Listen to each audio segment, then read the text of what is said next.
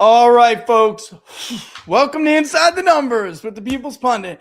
I'm your host, Rich Barris, the People's Pundit. Don't forget, if you like the videos, to like them and to share them far and wide. We are on Instagram and on X at People's_Pundit, Truth and Getter at People's Pundit. But of course, the best place to follow us, as always, is right here below on Locals, peoplespundit.locals.com, peoplespundit.locals.com. Now, you may find this shit-eating grin on my face to be somewhat surprising. If you haven't been watching me for the last 10 years, of course I'm laughing today. Happy Vindication Day, People's Pundit community. And happy, terrible, I'm about to tap dance on your grave day to all the wannabes out there. Look, I'll often say things to those people like, even the White House knows. What are you arguing?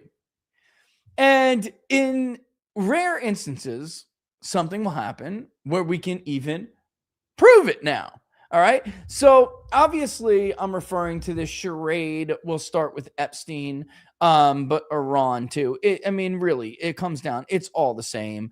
We'll start with the Epstein thing, and then we'll go into the Iran thing, which is, of course, when I told Tucker Carlson that GOP donors, which are, of course, I'm referring to the Israel First GOP donors and the Israel First crowd, privately, well-known people who you guys know. And if I was to name them out loud, you'd know who I'm talking about. Well-known people have told me privately that they don't really care if Republicans lose the midterms. And I have said, and I told Tucker, to which they called me a liar, that this is true. And they are totally willing to sacrifice Donald Trump's presidency. They are totally willing to sacrifice the Republican majorities, because even though the base hasn't learned this yet, the reality is that these people are not really GOP donors.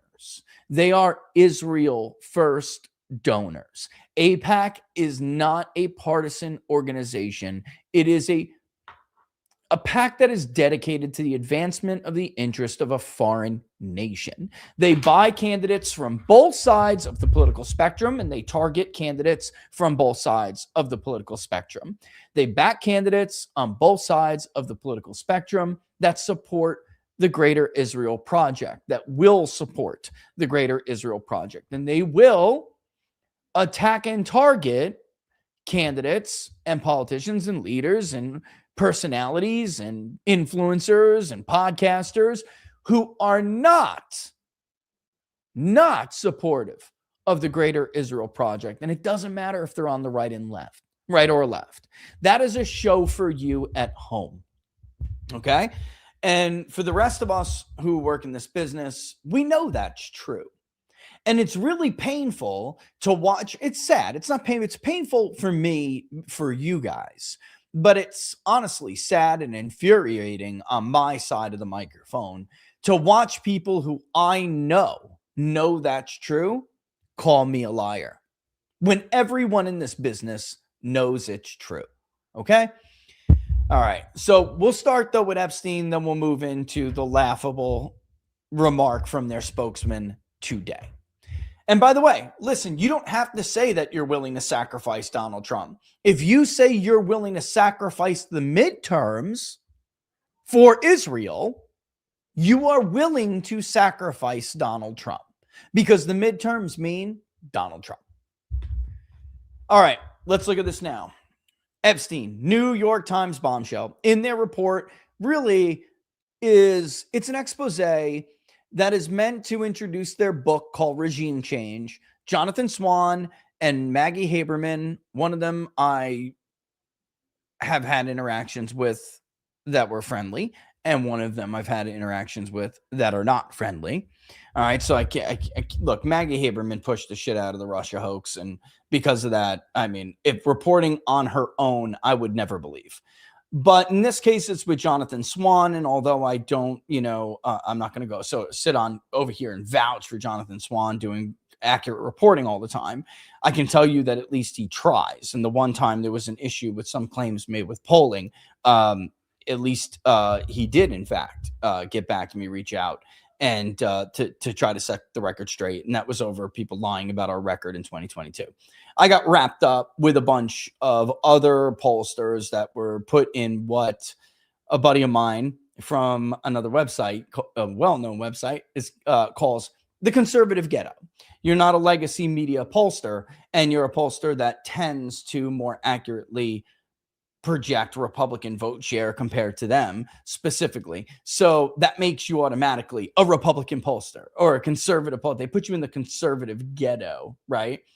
I got thrown into that, about 1 year, and Jonathan Swan made that mistake. But at least what I'm telling you is he's willing to fix those mistakes if that happens. Regardless, and I'm going to pull this up in a second and we'll go through it.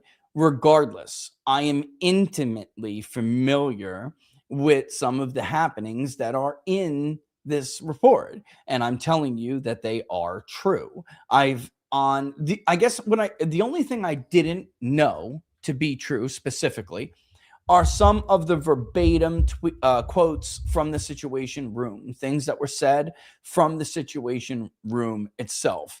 And obviously they're getting that from somebody who was in there very clearly.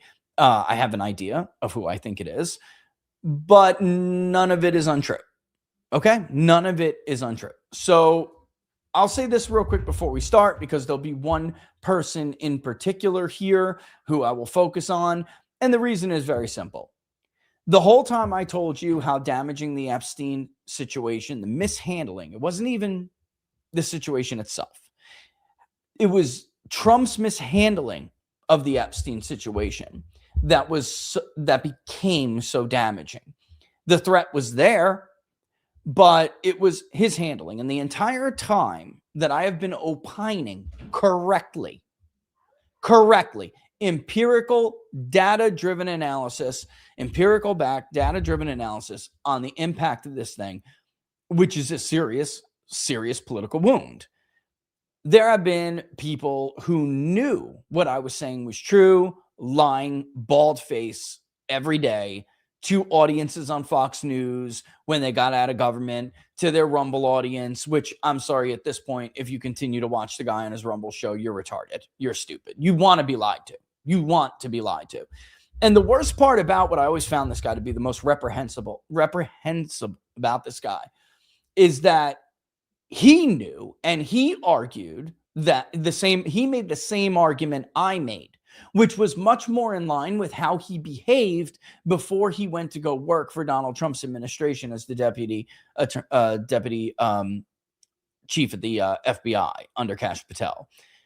And then when he got out, at the direction of the very same person who shot down the right strategy for handling this Epstein situation, under this person's direction, he went scorched earth on everybody who was simply making the same argument that his cowardly, spineless ass was making before, when it was private. Okay? So when he was privately saying what he thought to the people, to the rest of the team in the Situation Room, when he would meet with Pam Bondi at Justice, when he discussed this with Kash Patel at the FBI, when he talked to the chief of staff at the White House, to the vice president, et cetera, he made an argument that mirrored mine, almost identical. All right. Well, the only difference is that I was using actual data to back mine up. But the argument itself is that this is not a joke. This is seriously damaging. This is what you will have to do, or else this will brand you and hurt you forever. Forever. That is his argument.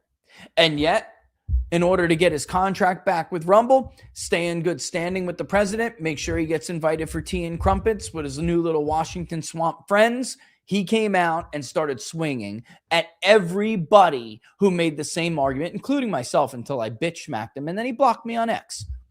All right, so we're going to get into it. I'll focus on him more specifically because of his outspoken position. And the guy dedicated an entire channel to this forever before he was appointed to go work at the FBI under Donald Trump. All right, obviously I'm talking about inside the White House freak out over the Epstein files. I don't think there's ever been another pollster in history other than Mark Mitchell at Rasmussen Reports who has ever put up transcripts the way that we have from interviews with voters. If you're in our locals book club, if you're on our locals channel, even if, because I've done it publicly on X before, not behind any paywall or anything.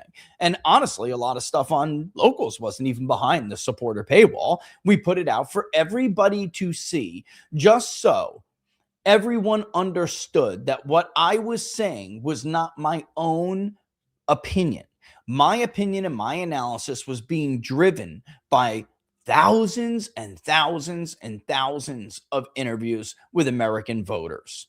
And by the way, one person that I've also been very critical of is the president's pollster. Obviously, gave them very bad advice here. I got a person. I'm not going to say too much here, but I got a call today requesting that I lay off him. I'm just going to give. I'm publicly saying this now for everybody because I'm just tired of these little backdoor little deals or these. No, there's my very public answer. No. He gave you shitty advice in a critical time and did not, with enough stress, with enough vigor, he did not persuade you the severity of the damage that was going to be dealt onto your administration. And he's worthless. I mean, do we have to get into the big soda shit, the fake polls for big soda, or the fake polls for the Maha stuff? That one was actually just reported a couple of weeks ago in Daily Caller. Should we keep going? The fake polls to help Randy Fine raise money? No. The answer is no. I will not lay off him. Period.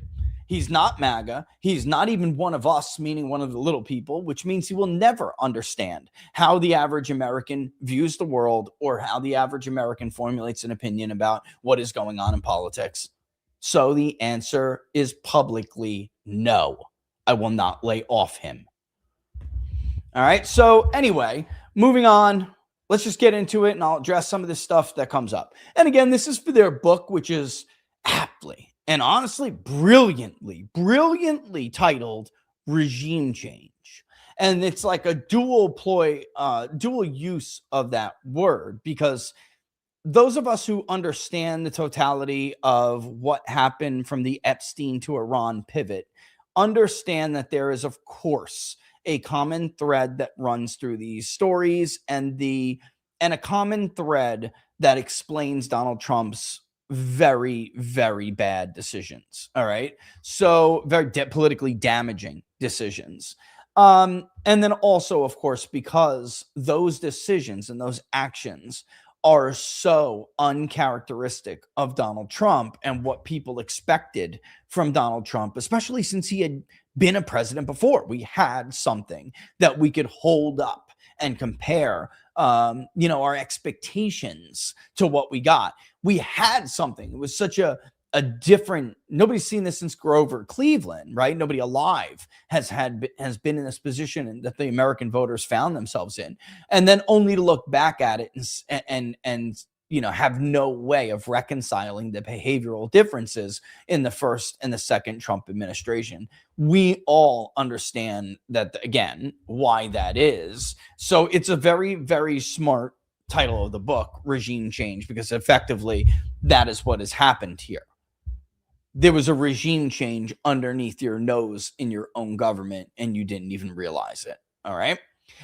So here we go. The president's top advisors gathered in a series of Situation Room meetings as they struggled to contain a scandal engulfing Donald Trump himself. Now that I would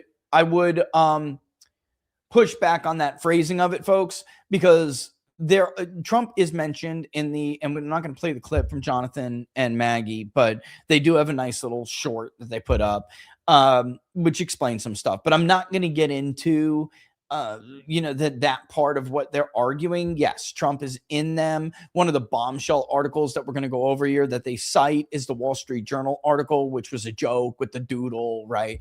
A birthday card Trump supposedly wrote, which sounds like nothing. Anyone who's ever received a note or a letter or anything, a card or something from Donald Trump knows how he writes. And I mean, I could tell you, Cernovich immediately pointed out, like, this just didn't sound like Donald Trump. But even if he was, it still means nothing. There's nothing incriminating in the Epstein files directly against Donald Trump. There's just not. And that was part of the reason why people like me had argued. And again, you'll find out the vice president, too, is one of them, where people are willing to give Donald Trump a lot of grace. There has been a lot of unsubstantiated rumors and allegations against Donald Trump. And had he handled it in a very simple way that not just myself, a few others suggested he would have handled it, the American public would have given him the benefit of the doubt. And they would have also given him time. Something they didn't during these deliberations, you'll see, they didn't think they had. I mean, despite the fact that I personally and publicly just flatly told them how to do it, and they just chose not to listen. And I think that you're going to find out that there are reasons for that. But all right. On July 17, 2025, at around 6 o'clock in the evening, by the way, does that date at all sound familiar? Right. And then what will happen shortly after that? Right. And then where do Republicans, which, directionally, what happens to the generic ballot shortly after that? Right. So in other words, we were totally right the entire time. And we've been dealing with this charade for a year. And now you're going to hear that even the people at the White House knew this was a problem. President Trump's top officials filed into the White House Situation Room, the secure bunker where classified and high-stakes national security matters are discussed and decided. This was where President Barack Obama, you know what, I don't care about all of this. And now, however, Trump's most senior advisors had gathered without him to figure out how to gain some measure of control over a very different kind of crisis threatening to engulf the presidency, the Epstein files. 10 days earlier, the Justice Department and the FBI had jointly released a memo that bluntly stated that their review had found no client list of powerful men for whom the notorious pedophile Jeffrey Epstein had allegedly procured underage girls and young women. Intended to put to rest years of speculation and end pressure campaign to release the voluminous material in department's possession, the memo instead had the opposite effect, setting off a backlash that was notably loud among the MAGA base. Now, you know what? Honestly, should have asked Viva Fry to come on today. He's also vindicated. I mean, pointing out discrepancies, pointing out that you're not doing what you promised to do is called holding people accountable. And there is nothing wrong with that. And people have been getting criticized for simply trying to make sure that politicians' feet are held to the fire. That's what America is all about. We don't have, or we shouldn't, kings or cult of personalities. Unfortunately, that is a little bit idealistic, and we do. But Dave, you're another one. Viva, you're another one. There's a reason that memo was, and as it turns out, Dan Bongino agreed with Viva Fry, didn't he? And it was about to get worse. The Wall Street Journal was preparing a damaging article about Trump's relationship with Epstein. The president's desperate attempts to kill the story had failed. His team now had to get everyone on the same page about how to counter the growing swarm of attention. They needed a gesture of transparency to appease an increasingly angry base, but also a way to convey the message that the president was sympathetic to his supporters' concerns, which itself was a problem because he clearly wasn't. And this is something that, you got to feel bad for some of the people around Donald Trump. There's nothing they can do about this. I have said this now for many, many months, and actually since the Epstein files blew up in Trump's face. There's a difference in Donald Trump in this administration, in this term.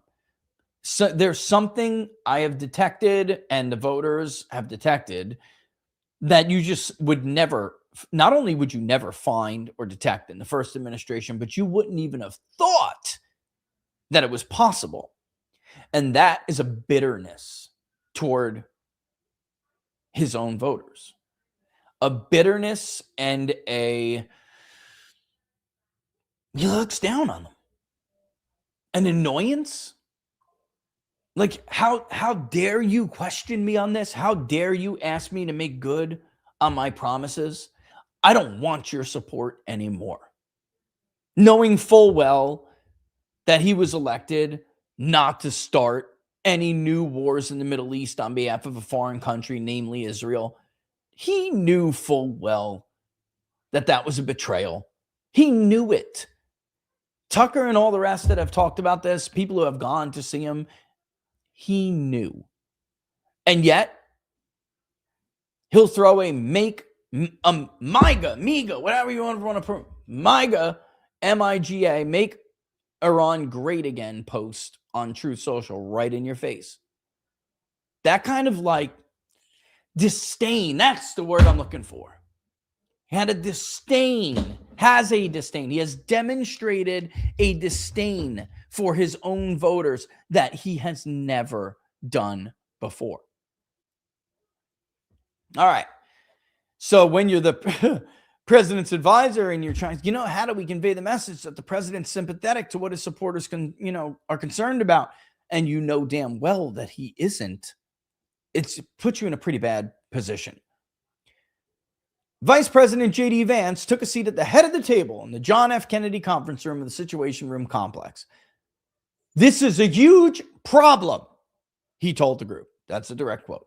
Arrayed around him were the White House Chief of Staff, Susie Wiles, the White House Counsel, David Warrington, the Press Secretary, Caroline Leavitt, the Deputy Chief of Staff, which is Taylor Budowich, the Communications Director, Stephen Chong, the Deputy Attorney General, Todd Blanche, who now, of course, is Acting Attorney General, Associate Attorney General, Stanley Woodward Jr., and the Deputy Chief of Staff, James Blair. Attorney General at the time, Pam Bondi, and FBI Director, Kash Patel, joined the meeting on a speakerphone. The vice president appeared panicked to others in the room about the way the subject of Epstein was already dividing the MAGA coalition. Let me translate that for you.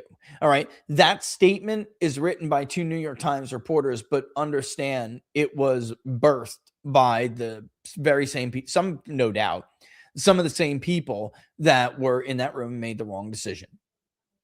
What may have appeared panic to others was the appropriate response by the vice president at the time, because it was that serious and remains that serious. And of course, the vice president was never losing touch, talking to Charlie frequently, talking to Andrew frequently, talking to others, and being told this is really bad, really bad. Some senior officials had the impression that Vance had bought into the darkest theories about Epstein and a cabal of predators hidden within the country's ruling class. We're still pretending in the pages of the New York Times that it's not true. Wiles would tell others that the vice president had proved himself to be a major conspiracy theorist. Susie Wiles would, of course, later deny that report and say it's bullshit. It's not bullshit. Another top official said later that Vance had been pounding on the Epstein issue since the release of the memo. He was privately pressing for the administration to release all the Epstein files, including everything in the Justice Department's possession, even encouraging a congressional investigation. Oh, silly Vance. He still at the time thought that he was elected to make good on his promises. What a silly guy. How foolish. Panicked even. Dare I say panicked. Vance had also floated to colleagues an extraordinary PR gambit that the White House enlist Tucker Carlson to interview Epstein's longtime girlfriend and co-conspirator Ghislaine Maxwell in prison. It might help the president if Maxwell was willing to state that Trump had not been part of any wrongdoing with Epstein. Vance told the group he believed all the files should be released as soon as possible. He argued that Congress was going to force the release of the files eventually. Guys, before we go on, I did say the same thing myself. What happened? Was the vice president right? Was I right? Of course. That did happen. See, at the time, they were still thinking the president could bring in Lauren Boebert. The president could bring in Nancy Mace. The president could bring in Marjorie Taylor Greene, including one of them being a victim of sexual assault herself, and bully them into backing off of Thomas Massey's petition, which he co-sponsored with Ro Khanna, to bypass leadership and get the Epstein Transparency Act to the floor. Now, all of that had not been developed yet, but they, at this time, were completely under the impression, or many were, not Vance, but many were, that, you know what, we'll cross that bridge when it gets to it, but honestly, we think we can control that. Well, that was foolish. It was already clear that a bipartisan coalition in favor of such an action was forming on Capitol Hill. It wasn't there yet, but the momentum was going in one direction, yes. If the administration go out ahead of this and released everything voluntarily, including whatever material existed about the president, it would at least get credit. They would at least get credit for transparency, 100%. But there was an alternative way of doing this, the right way, which is the way I suggested, and it wasn't adhered to.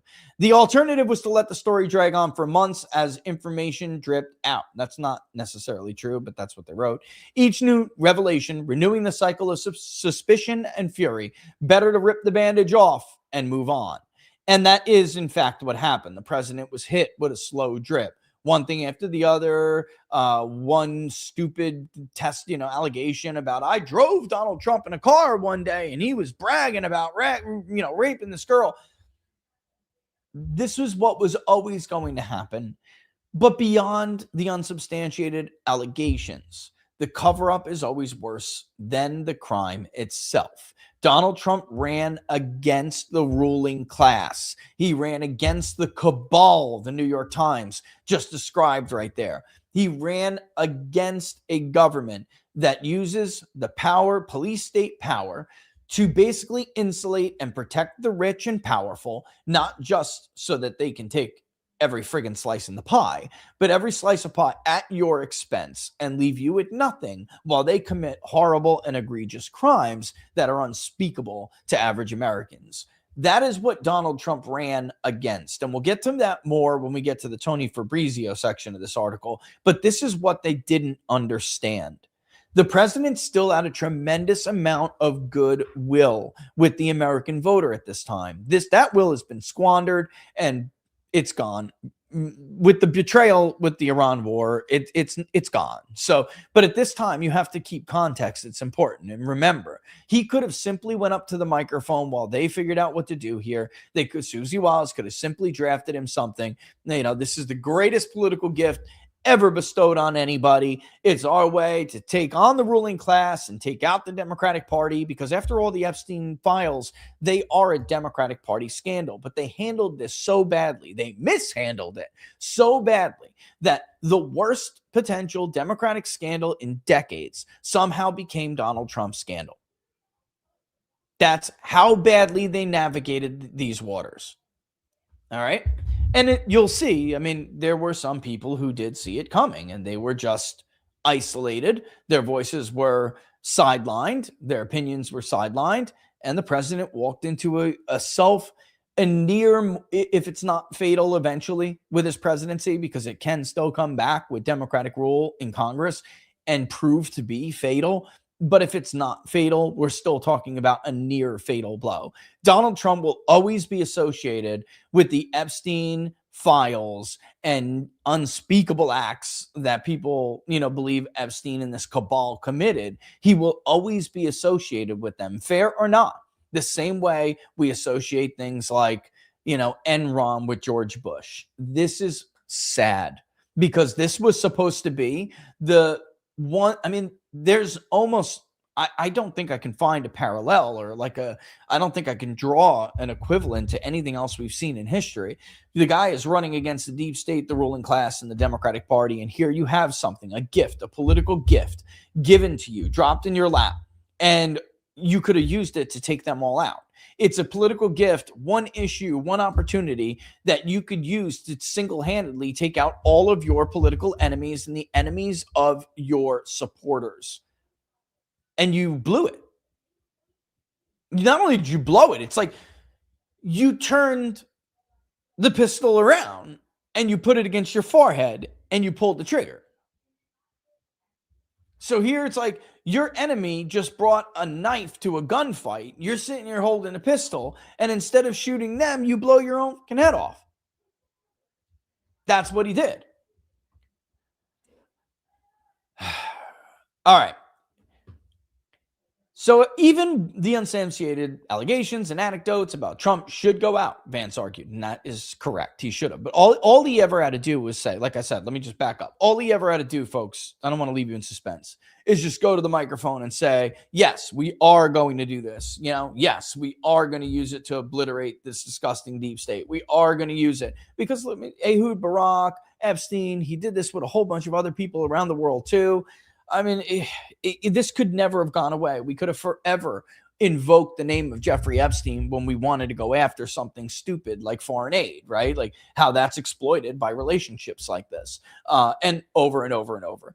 But he was concerned about several things, including his own name, embarrassing his friends, which shouldn't be his friends, but embarrassing his Secretary of Commerce, who lied about ever spending time with Jeffrey Epstein. Howard Lutnick should have resigned in disgrace. He's a disgrace. And he's also a terrible Secretary of Commerce. That's just that simple. He gave shitty advice on the tariffs, and here we are. I mean, half of what Lutnick did, that lie alone should have resulted in Lutnick being thrown out of this administration. But he was concerned about embarrassing Lutnick, his friends, as he told Marjorie Taylor Greene, himself, his wife, who, by the way, understood that this was a political bomb ready to explode in their faces and absolutely wanted it released. Well, she spoke for herself now by going to a microphone in a press conference and completely contradicting her husband, the president. All he had to do was go to the microphone and say, we're going to do all this. But remember, it's the disgusting deep state who put these files together. Oh, by the way, the juiciest of them, no doubt, the CIA shredded already. So give us some time. We're working on it. I've appointed this task force. They're going to deal with it. They're going to work closely with Congress. So like part of Vance's scenario, his strategy was the right one. Now, there are several things he suggested which I don't think were smart, or not smart. They weren't smart. They were unnecessary and potentially damaging to the president. We'll get to one in a second. But generally, he was on the right path. And you have to remember, yes, people would have been pissed on X, and there would have been some bitching and moaning and groaning. But overall, the guy was still sitting pretty good. Not maybe so much in July, but before Vance had to drag everybody to the Situation Room, this could have been dealt with like that. And it still could have here in July, but they should have been on it before July. I mean, this started to blow up in their face really in the spring, all right? His argument fell on skeptical ears, but some advisors thought it would be a good idea to have justice officials call a news conference to explain their position on the Epstein affair, going beyond the memo that precipitated the crisis. Now, that's not entirely true, unfortunately, and the press conference was a good idea, but it had to be the president himself. And I understand why people are saying, let's send the Justice Department out there, keep the president out of it. No. The president had the most credibility with the voter. By this time, Dan Bongino and Kash Patel have already put significant black marks on themselves. Pam Bondi has. Susie Wiles was never really liked by anybody. Not that she goes out there and speaks in the microphone anyway, but it had to be the president, if not maybe the vice president. Honestly, I would have probably had the president sit down with Tucker and done like a shorter form, didn't have to be Tucker's typical 2-hour interview, but a shorter form interview with Tucker or somebody like that. Joe Rogan, that would have been adequate as well, and just use their political capital to convince people to give them some more time. And if the president never pivoted to Iran in Midnight Hammer or let the Israel lobby hijack his presidency, and he was focused on domestic issues and making people's lives better the way that he promised he would govern if he was elected. Had he done that, this would never have been the scandal it became. Unfortunately, it is a scandal now. The vast majority, what makes a scandal? Barnes and I have talked about it. Doesn't matter if conservatives think Barack Obama did something wrong by sending the IRS after conservative groups, right? It doesn't matter if, Benghazi is a scandal to conservatives. If the public at large does not believe it to be a scandal, does not believe it to be a cover-up or whatever, it doesn't matter. Partisan accusations are not enough.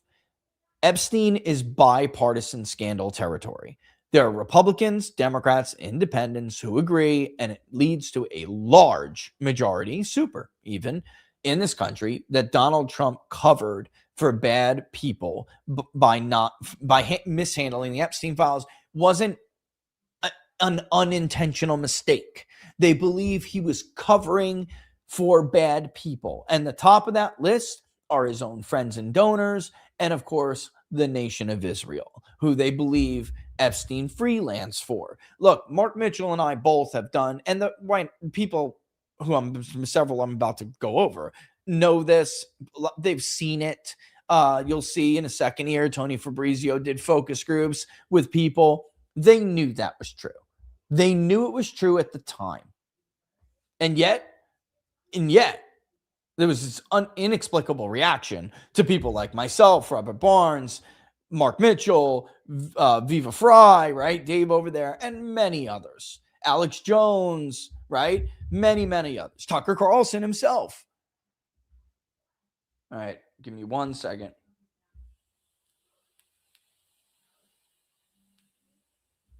All right, there is one thing I'm going to take Jason Blair aside here, but it's not this. All right. At this point in the meeting, Blair spoke up. With all due respect, he said, the communication strategy of this group got us here.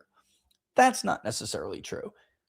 Pam Bondi is 90% responsible for the F-up in how the Epstein files were mishandled, right? I don't know that it's going to get us out. And if you're going to go in front of the press, you've got a lot of work to do. That's his quote. He began to ask pointed mock questions, demonstrating how difficult the news conference might be. As the president's former defense attorney, Blanche had a unique vantage point in the discussion. He was better equipped than anyone else in the room to weigh the ideas being discussed against Trump's personal and political interests. Blanche laid out what he saw as their best options. Option one was to petition federal district courts in Florida and New York to unseal the grand jury testimonies, the secret transcripts of prosecutors' presentations of witnesses and evidence in their efforts to obtain indictments in past Epstein-related cases. As those were almost certain to contain no significant new information, everyone agreed that this option was a good idea, not only because a release was unlikely to damage the president. All right, but this blows up in their face because, of course, it's a token gesture. It's being done at a time where the president already looks like he's being forced into doing something that he tried to cover up, but under pressure from his home base, he was forced to buckle and do a token gesture, which would have made matters even worse.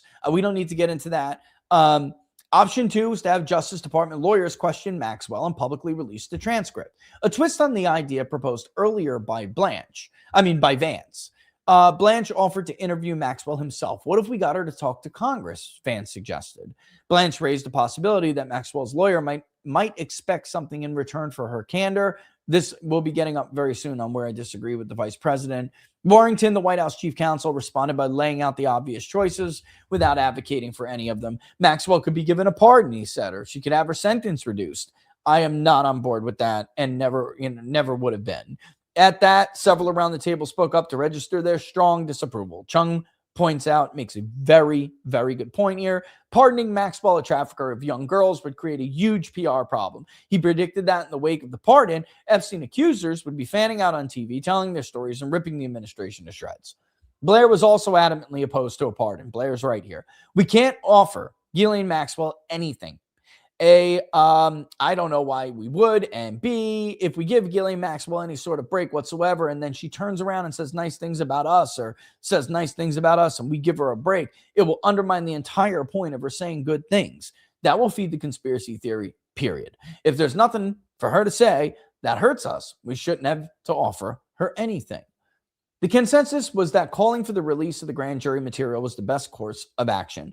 Wiles told the group she would discuss the matter with Trump and ask if he would send a Truth Social post calling for the release of a sealed grand jury document. Then Trump goes out there, which they say she approved, which is unbelievable to me because it's one of the dumbest posts he ever put out. All right. We're not going to get into the Wall Street Journal article. This goes on about that card that was sent special birthday book for Epstein in 2003 with Maxwell, right? Blah, blah, blah, blah, blah. Maxwell wanted birthday cards from all these people that were going. She put it together in a special book, and Trump sent one of the cards. It was a girl with her, a naked girl on it and, a nude woman. And he wrote, dialogue between the two men about a wonderful secret. That wonderful secret is about, liking women. All right. A lot. Right. So, this is not like a big deal. I don't even know why. I maybe they do it to give you context, I guess. But like, this is not really, it wasn't a damaging story. The point I was making was actually proven by the Wall Street Journal story that it was complete. It rolled right off the back of the American voter. They didn't really give a shit. They cared that he looked like he was covering up stuff, whether it was for him, his friends, his donors, Israel, whatever. That was the damage here, especially given it was him. The guy was supposed to be against all of these things, against the ruling class, branded a class betrayer and pursued by the betrayed ruling class to the ends of the earth for the rest of his days. That's the guy who won the presidency. And this is what he did. Anyway, they get into how they tried to bully Rupert Murdoch. Fox News loves him so much, right? Yeah, okay. And it didn't work. Wild's ready to public denial for the president, which he soon posted on social media. Shortly after this, he posted, again, he was going along with the plan his advisors had hashed out in the Situation Room. This is what he wrote. Based on the ridiculous amount of publicity given to Jeffrey Epstein, I have asked Attorney General Pam Bondi to produce any and all pertinent grand jury testimony subject to court approval. This scam, in all caps, perpetrated by the Democrats should end right now. And of course, would obviously go on to say even more, all right, that it's a Democratic hoax, and if you believe it, he doesn't want your support anymore. All right. Trump was innocent, repeated by Abigail Jackson, the White House spokeswoman, on and on and on. Getting to the better, I just want to make sure I'm not missing anything. No, he's worried about the big, beautiful bill, the blitz of all that. Okay, but there you go. I mean, the bottom line is they're going through, the history of this. All right. Some of that complexity was self-inflicted. In the engine room of the MAGA movement, the Epstein files were a potent fuel. Elon Musk had used his social media platform to repeatedly question why a client list had not been released. Don Jr. and J.D. Vance invoked the Epstein files as a broader campaign message to argue that, quote, powerful people, unquote, were hiding the truth from Americans. Tucker Carlson and the young conservative leader, Charlie Kirk, had each insisted that the government should release the documents, and each floated the idea that there was an expansive cover-up in progress. Listen, let me just say it now. During some of these deliberations, you guys may remember this episode, you may not. Charlie had brought me on, and he was like, remember, it's because we love him, because we want him to make the right decision. We want him to see the gravity that, that the decision he makes, he's got to understand the gravity and, the repercussions. And we did this entire episode, this entire segment, I think it was like 2 blocks, with me laying out, this is why people care so much. This is why your current excuse will not work. And they knew it. I mean, this is the point I'm trying to make. And how many people push back on that? The president himself called Charlie and reamed him over the, not only that segment, the attention he was giving to it. They had held an event. It became this thing, right? It turned into I can't remember how the New York Times refers to it, but it turned into like this Epstein bash fest. And the president was super pissed. And he was like, why can't you just drop it? At the time, Charlie tried to explain, which only it seemed Vance understood, that this is all these young kids care about when we hold these meetings now. In private, Trump later told Representative Marjorie Taylor Greene that a release of Epstein material could hurt some of his friends. Anyway, in the Lex Friedman podcast, they go over what Trump had said shortly before the election. I'd certainly take a look at it. I have no problem with it. The list probably will be made public. I mean, this is what he said on Lex Friedman. So, but his posture was overtaken by the growing frenzy among his supporters. Throughout 24, Greene had made it her mission to force the release of the files. And there were so many others. The far-right influencer, Laura Loomer. The conservative activist, Scott Pressler. Shia Raichik from Libs of TikTok. But when it came to propagating the Epstein files as evidence of a deep state capable of evil, two podcasters were not to be outdone. Kash Patel and Dan Bongino. Patel, National Security Council Director for Counterterrorism and the Defense Department Chief of Staff in the first Trump administration, had repeatedly claimed in podcast interviews that the government was hiding the black book. That is a quote. Nobody did more. Even I think Patel was outdone, in my own opinion, by Dan. All right. But Kash Patel did promise to, quote, release everything to restore public trust in the FBI. And then, of course, he got the role as the top cop at the FBI. So everybody was unsurprisingly expecting him to do it, especially who his number two was. Nobody outdid this guy. On the Dan Bongino show, Bongino's background as a Secret Service agent had lent authority to his claims of a cover-up. Quote, what the hell are they hiding with Jeffrey Epstein? He'd asked his larger audience of MAGA devotees. The release of the client list would rock the political world, he predicted. The Washington swamp was not telling you the truth. And what did he say over and over again? Never stop talking about this story. Don't let go of it. They're going to try to make you let go of it. Never let go of it.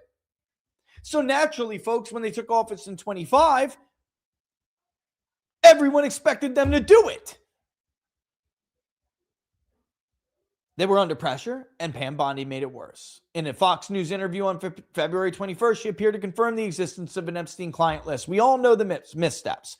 February 27th, the White House Communication Office scheduled a lineup of cabinet officials to brief popular right-wing influencers in the Roosevelt Room. It began with Vice President Vance, then Secretary of State Rubio, walking through a crowd of influencers through the administration's agenda. They had Mike Cernovich there, Liz Wheeler, Colin Rugg, DC Drano. The picture's below. All right, we'll get there in a second.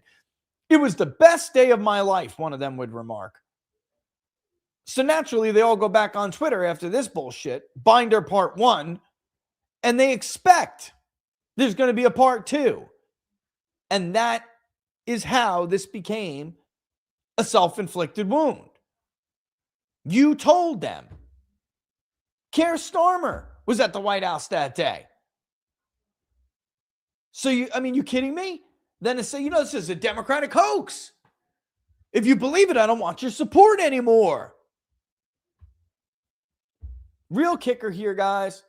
The real kicker is, where is he? This guy, Dan Bongino.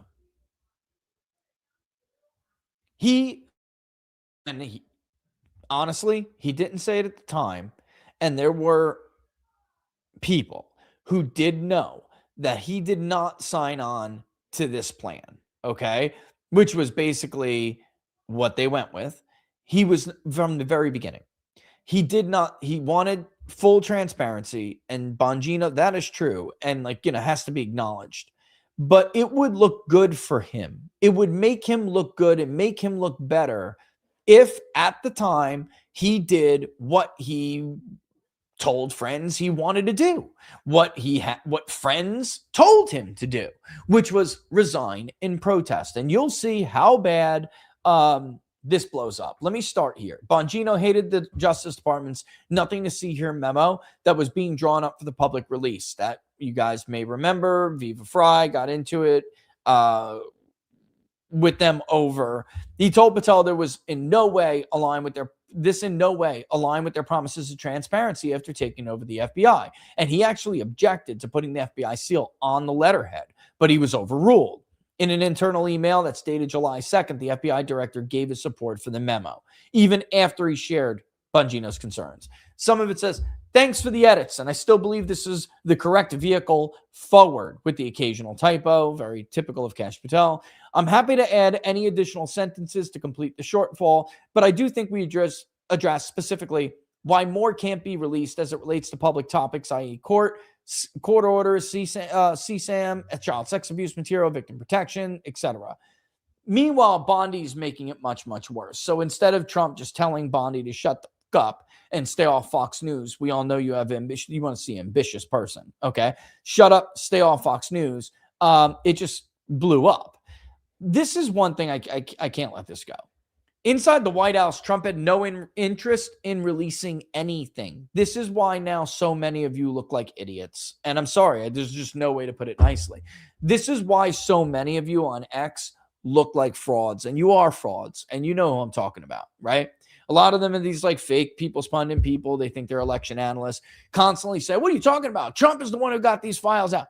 Donald Trump didn't give two shits about his promises or his administration's promises about releasing the Epstein files. Donald Trump was, in fact, protecting people. And now you look like fucking schmucks. There were a few smart people around him who recognized how bad this would be. He didn't care at all. Which is why he told you he doesn't need your support anymore. So for all the people, now Massey, he won't even be in Congress anymore. I can't tell you how many times I had to correct the reply guys and I had to correct the fake wannabes when they claimed that Donald Trump was the one who actually released what had been released up until this point. When in fact that was never the case, nor did he ever care for it to be the case. Donald Trump did everything he could to bully people who wanted these files released, and he failed to do that. He was outmaneuvered. And I know nobody thinks that can ever happen because Trump is always playing 64D chess, which he never plays. He plays no 3-4D chess. That's not how Trump operates or makes decisions. That's all fake. It's always been fake. There's no 4D chess. That's in your head. He was outmaneuvered by others who kind of were playing 4D chess. And they had popular sentiment on their side. And despite his attempts to go scorched earth on other people, which is how Marjorie Taylor Greene fell out, it had nothing to do with an endorsement, and she wanted to run for Senate. That's bullshit. It was a public break because Marjorie Taylor Greene, even after being the one person to show up at the courthouse when Donald Trump was being perp-walked, mugshotted, and fingerprinted, she was the only one to show up to support him. Even after that, he burned all those bridges and he burned all of that friendship and all that support because she denied him one thing, which was basically to sell herself out, sell out her voters, sell out her followers, people who trusted her, to protect Donald Trump's friends. From what? Being embarrassed? From exposing the Secretary of Commerce as a lying piece of shit? And then he's come after everybody. He's going to go after Lauren Boebert for it. He went after Thomas Massie for it. Nancy Mace. He withheld his endorsement and endorsed Pamela Evitt for South Carolina governor. A rhino. A horrible rhino. And I don't know how certain organizations could justify their endorsement of that woman. You're sitting there, your head is stuck so far up Donald Trump's ass that when he goes down, you're going to be squished under him. Real way to protect the organization. Narrow minds, very short-sighted. They told colleagues Republican voters didn't care. Wiles and Blair. And they had early data from Trump's chief pollster, Tony Fabrizio, to demonstrate it. The funny thing is, Tony's focus groups and polling data list the Epstein files as rank 6. Because Tony's not MAGA. Tony's not even anywhere near your socioeconomic class. So he would never understand how you think or how bad that advice was. In truth, Epstein was a proxy that represented everything that's top and number one on the minds of the voter.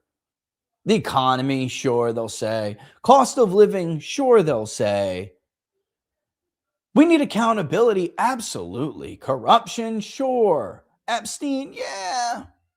Which, by the way, still beat data centers, a bunch of stuff.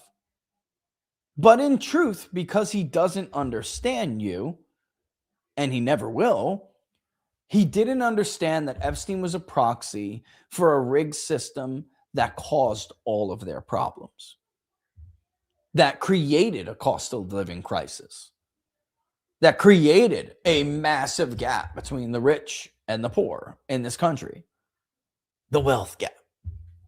So when they're choosing the economy and jobs, cost of living, they're choosing symptoms of what the Epstein issue represents to them. Root cause. So in truth, it was everything. It was everything that got Donald Trump elected. And he gave them really, really shitty political advice.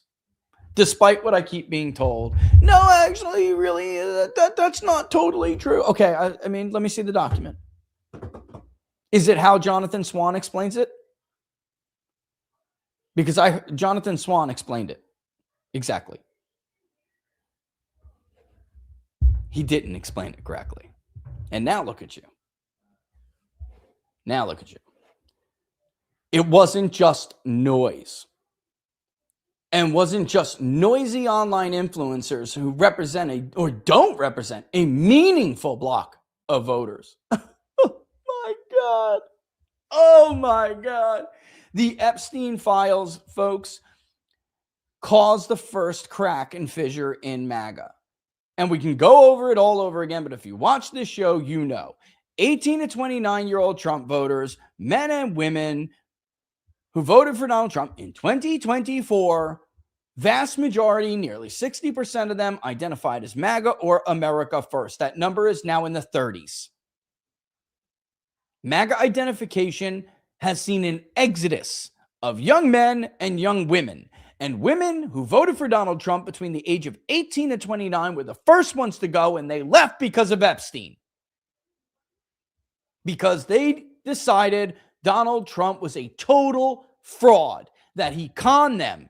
And he's no different than anybody else. And because Tony Fabrizio and everyone else around him didn't have the balls to tell him that, he made the wrong choices. And now his coalition is gone. As of 2 months ago, when the millennial men decided, I gave him more time than he deserved, and I'm out. Wiles and Blair and others around Trump had seen him weather every storm imaginable for years. Right, but because they didn't ever understand why people were loyal to him to begin with. Because he was their guy against that ruling class.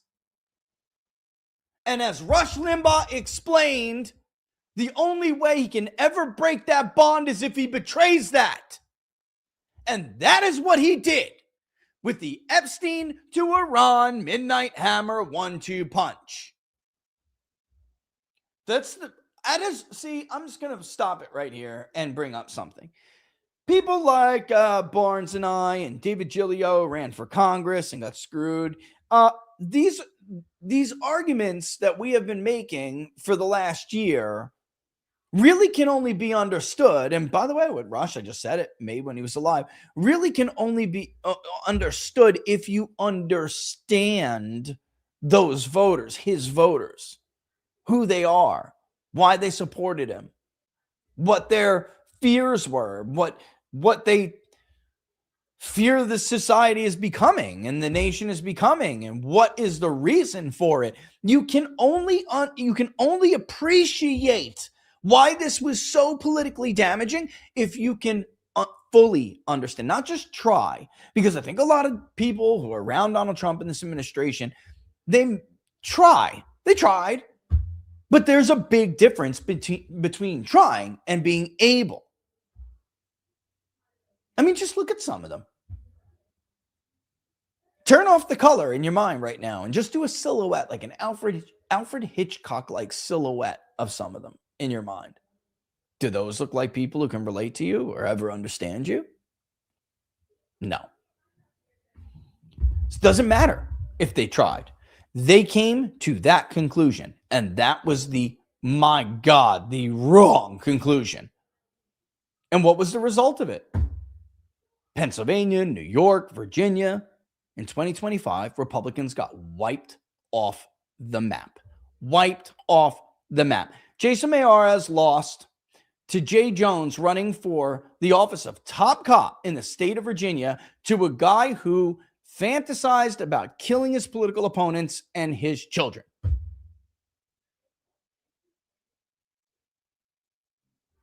It didn't have anything to do with the government shutdown outside of a rather small segment of the population. Constant reviewing of these text messaging campaigns, these call to action campaigns. Epstein was the most frequent thing cited in replies and at the door. I can't do it. Can't do it. Sorry, can't do it. Guy said he doesn't want my support anymore. I'm sorry. He's getting what he asked for. Won't vote for him. You go talk to any of the Republicans who got their asses handed to them in Florida.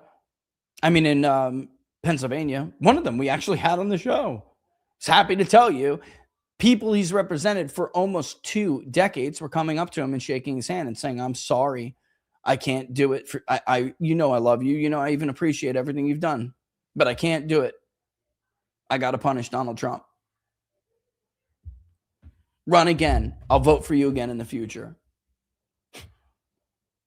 Remarkable. That's real anger. And it's a breach of trust. And as if it wasn't bad enough, how he reacted to it made it even worse. Made it even worse. All right, let's go. Almost done here. I just want to get through a couple of things that Bongino said just to conclusively show you what an absolute fraud this guy is. Because as good or as much as he smelled like roses coming out of this story, it actually demonstrates that he's an even bigger fraud than you may have thought he was before. Or maybe you didn't realize he was. The nerve, the audacity, the spineless cowardice of this man to come out of this position that he failed to deliver in because he was not strong enough to do it. To come out after that failure, because Dan Bongino at this point is the personification of the administration's failure, which I told them point blank. And what do? They direct him to go attack everybody who agreed with him. It's remarkable. And he does just that. And he goes out there and he attacks everybody who agreed with him. That is what a reprobate this guy is.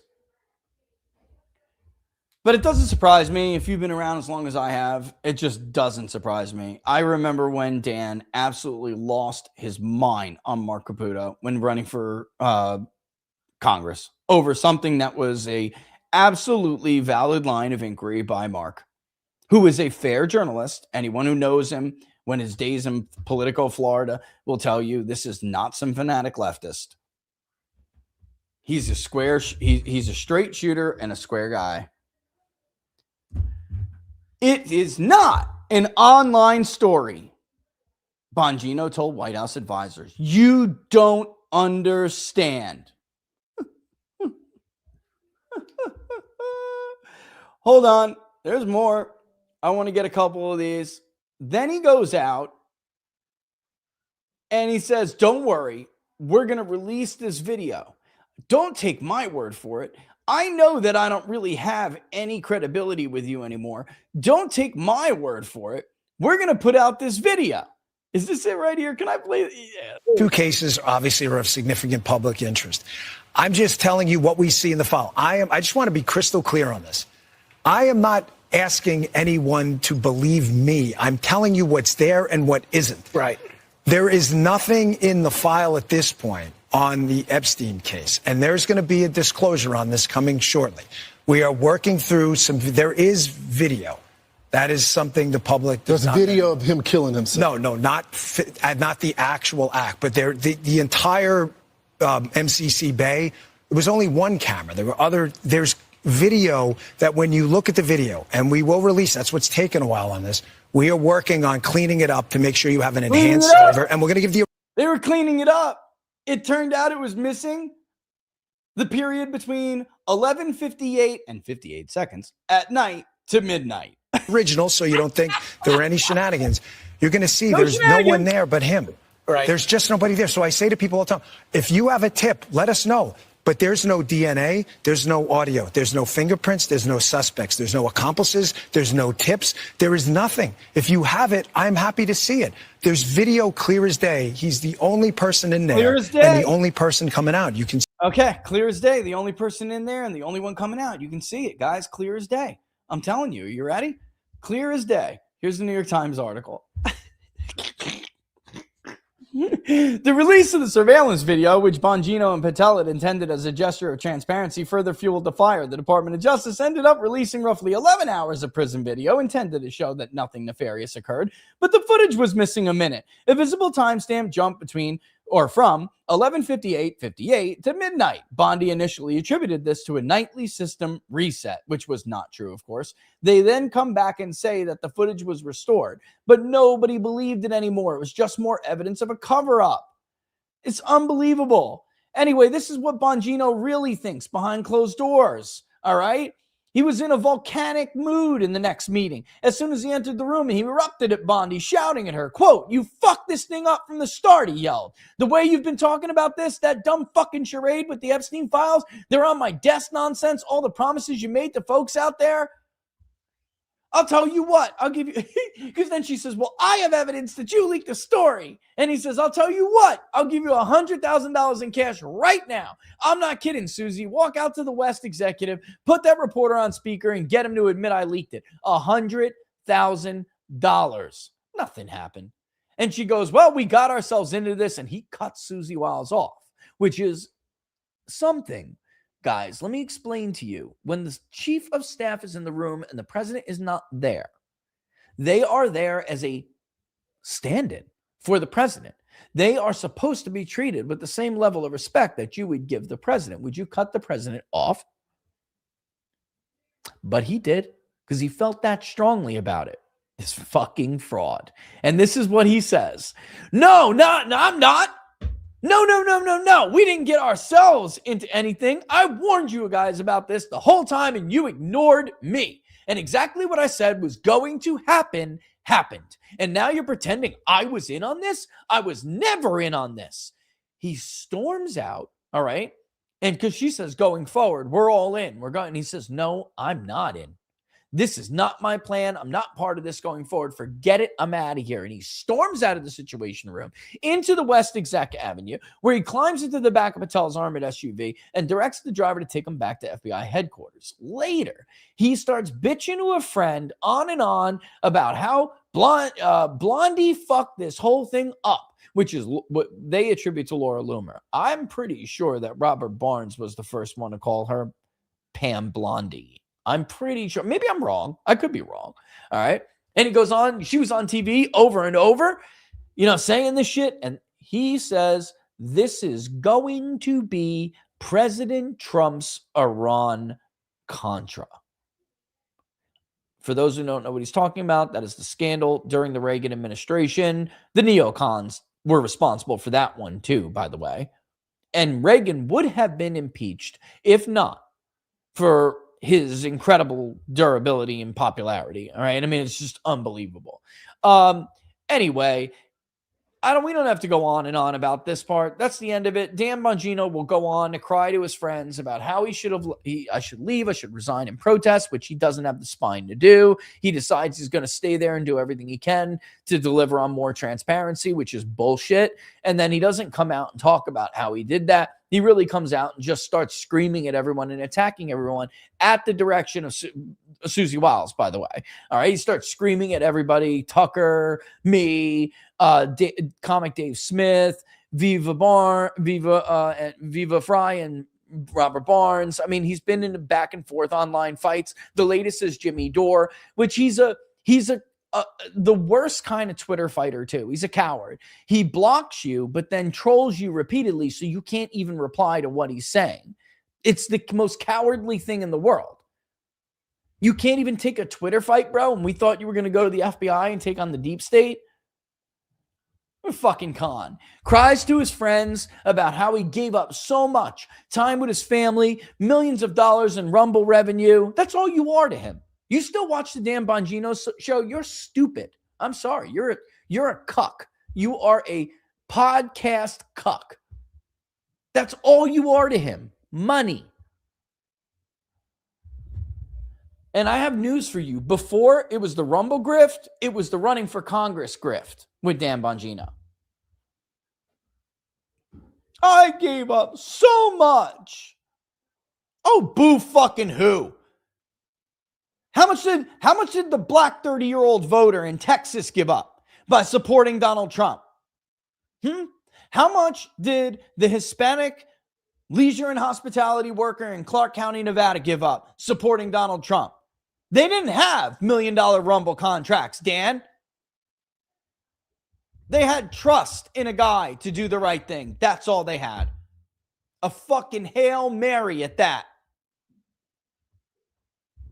We're supposed to feel sorry for your ass?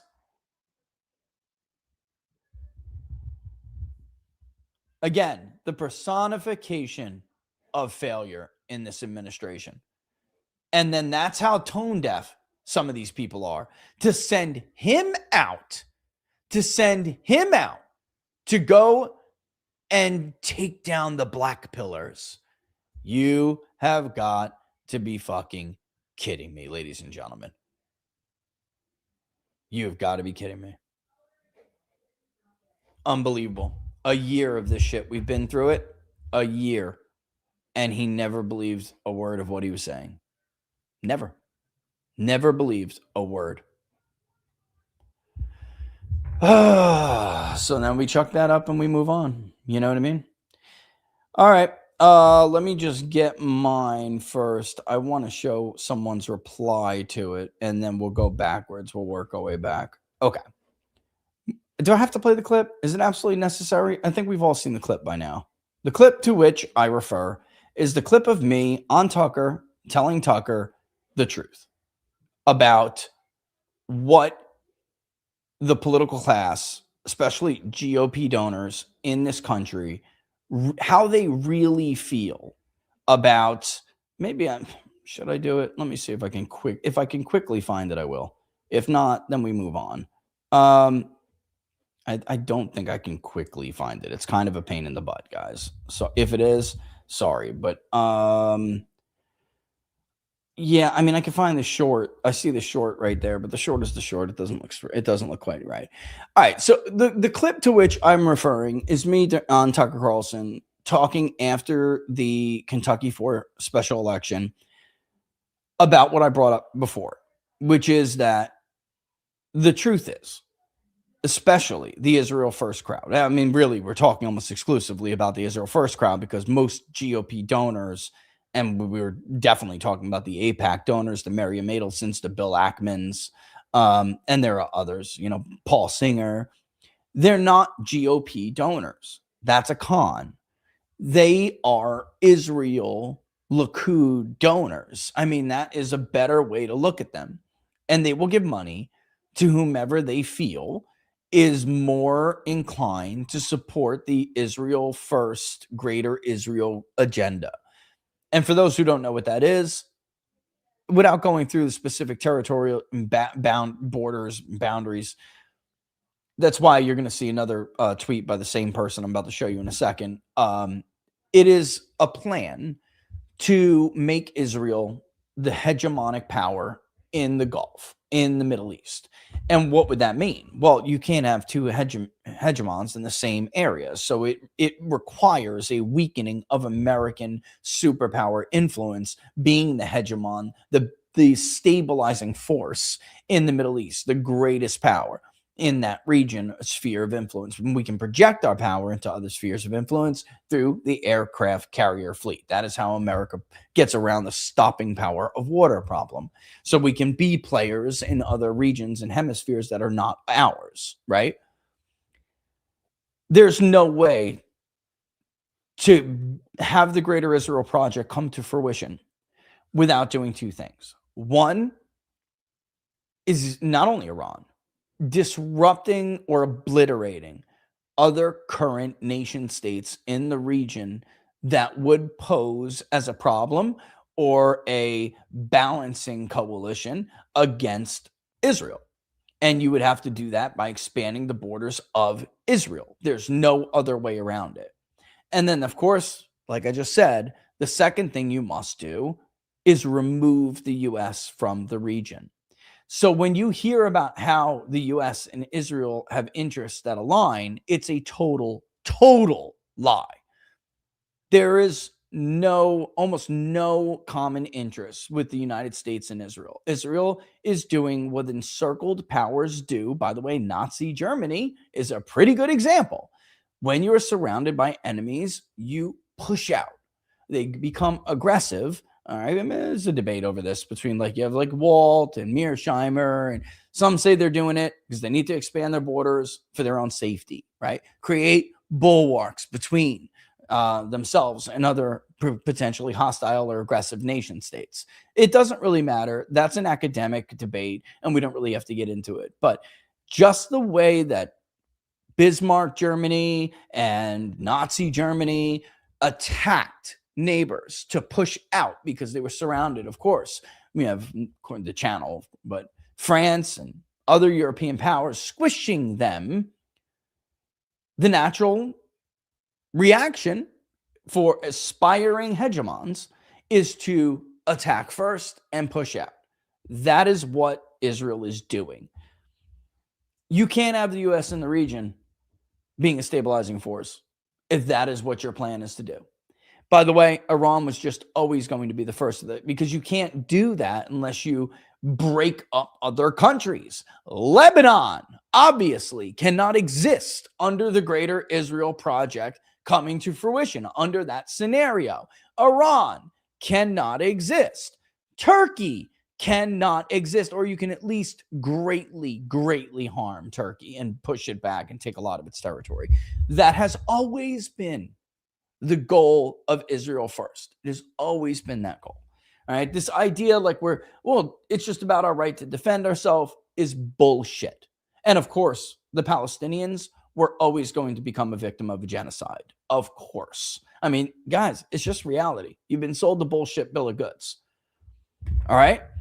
So in order to do that, leading up into this, all right, leading up into the Iran war, this latest conflict that we had no interest in starting has been catastrophic. And as I said on What Are the Odds on Monday, has done more damage to American superpower status than the Iraq war. And I that breaks my heart to say out loud, because of course I love Donald Trump as a guy, and I loved it. It has been I don't want to say an honor, but it's just been awesome to study the MAGA coalition, to measure it, engage it, and, be able to observe it as a phenomenon in this country. It gives me no pleasure at all to say this, but it is true. He has destroyed the balance of power in the world, and it will never come back. It will never be the same. He wrecked the international order. Why? Does that sound like I'm being hyperbolic? It's not. It's just a reality. The security agreement in the Middle East has been ruined forever, not altered. He obliterated it. It was entirely predicated on our ability to protect our allied nations, and especially Gulf states in the region, especially the Muslim ones who have been our friends for so many years. That will not be contained to the Middle East. We have entire former superpowers, or at least great powers, that have not militarized in the post-World War II era because they bought into the deal. They bought into what has now been exposed as a lie. Don't militarize, because the U.S. can protect you, and the U.S. will protect you. Germany hasn't been able to militarize since World War II. In many ways, is still kind of legally prevented from doing it. Japan is the one I most care about here, because it will not be contained to the Middle East. Who protects the Japanese from Pyongyang? Who protects Seoul from Pyongyang? Or if it was China, who's their ally, North Korea's ally. We do. We are supposed to. Why would they allow us to continue to have bases on their territory and in their spheres of influence if we are not even capable of protecting those bases, let alone their civilian and military and would-be military installations and populations?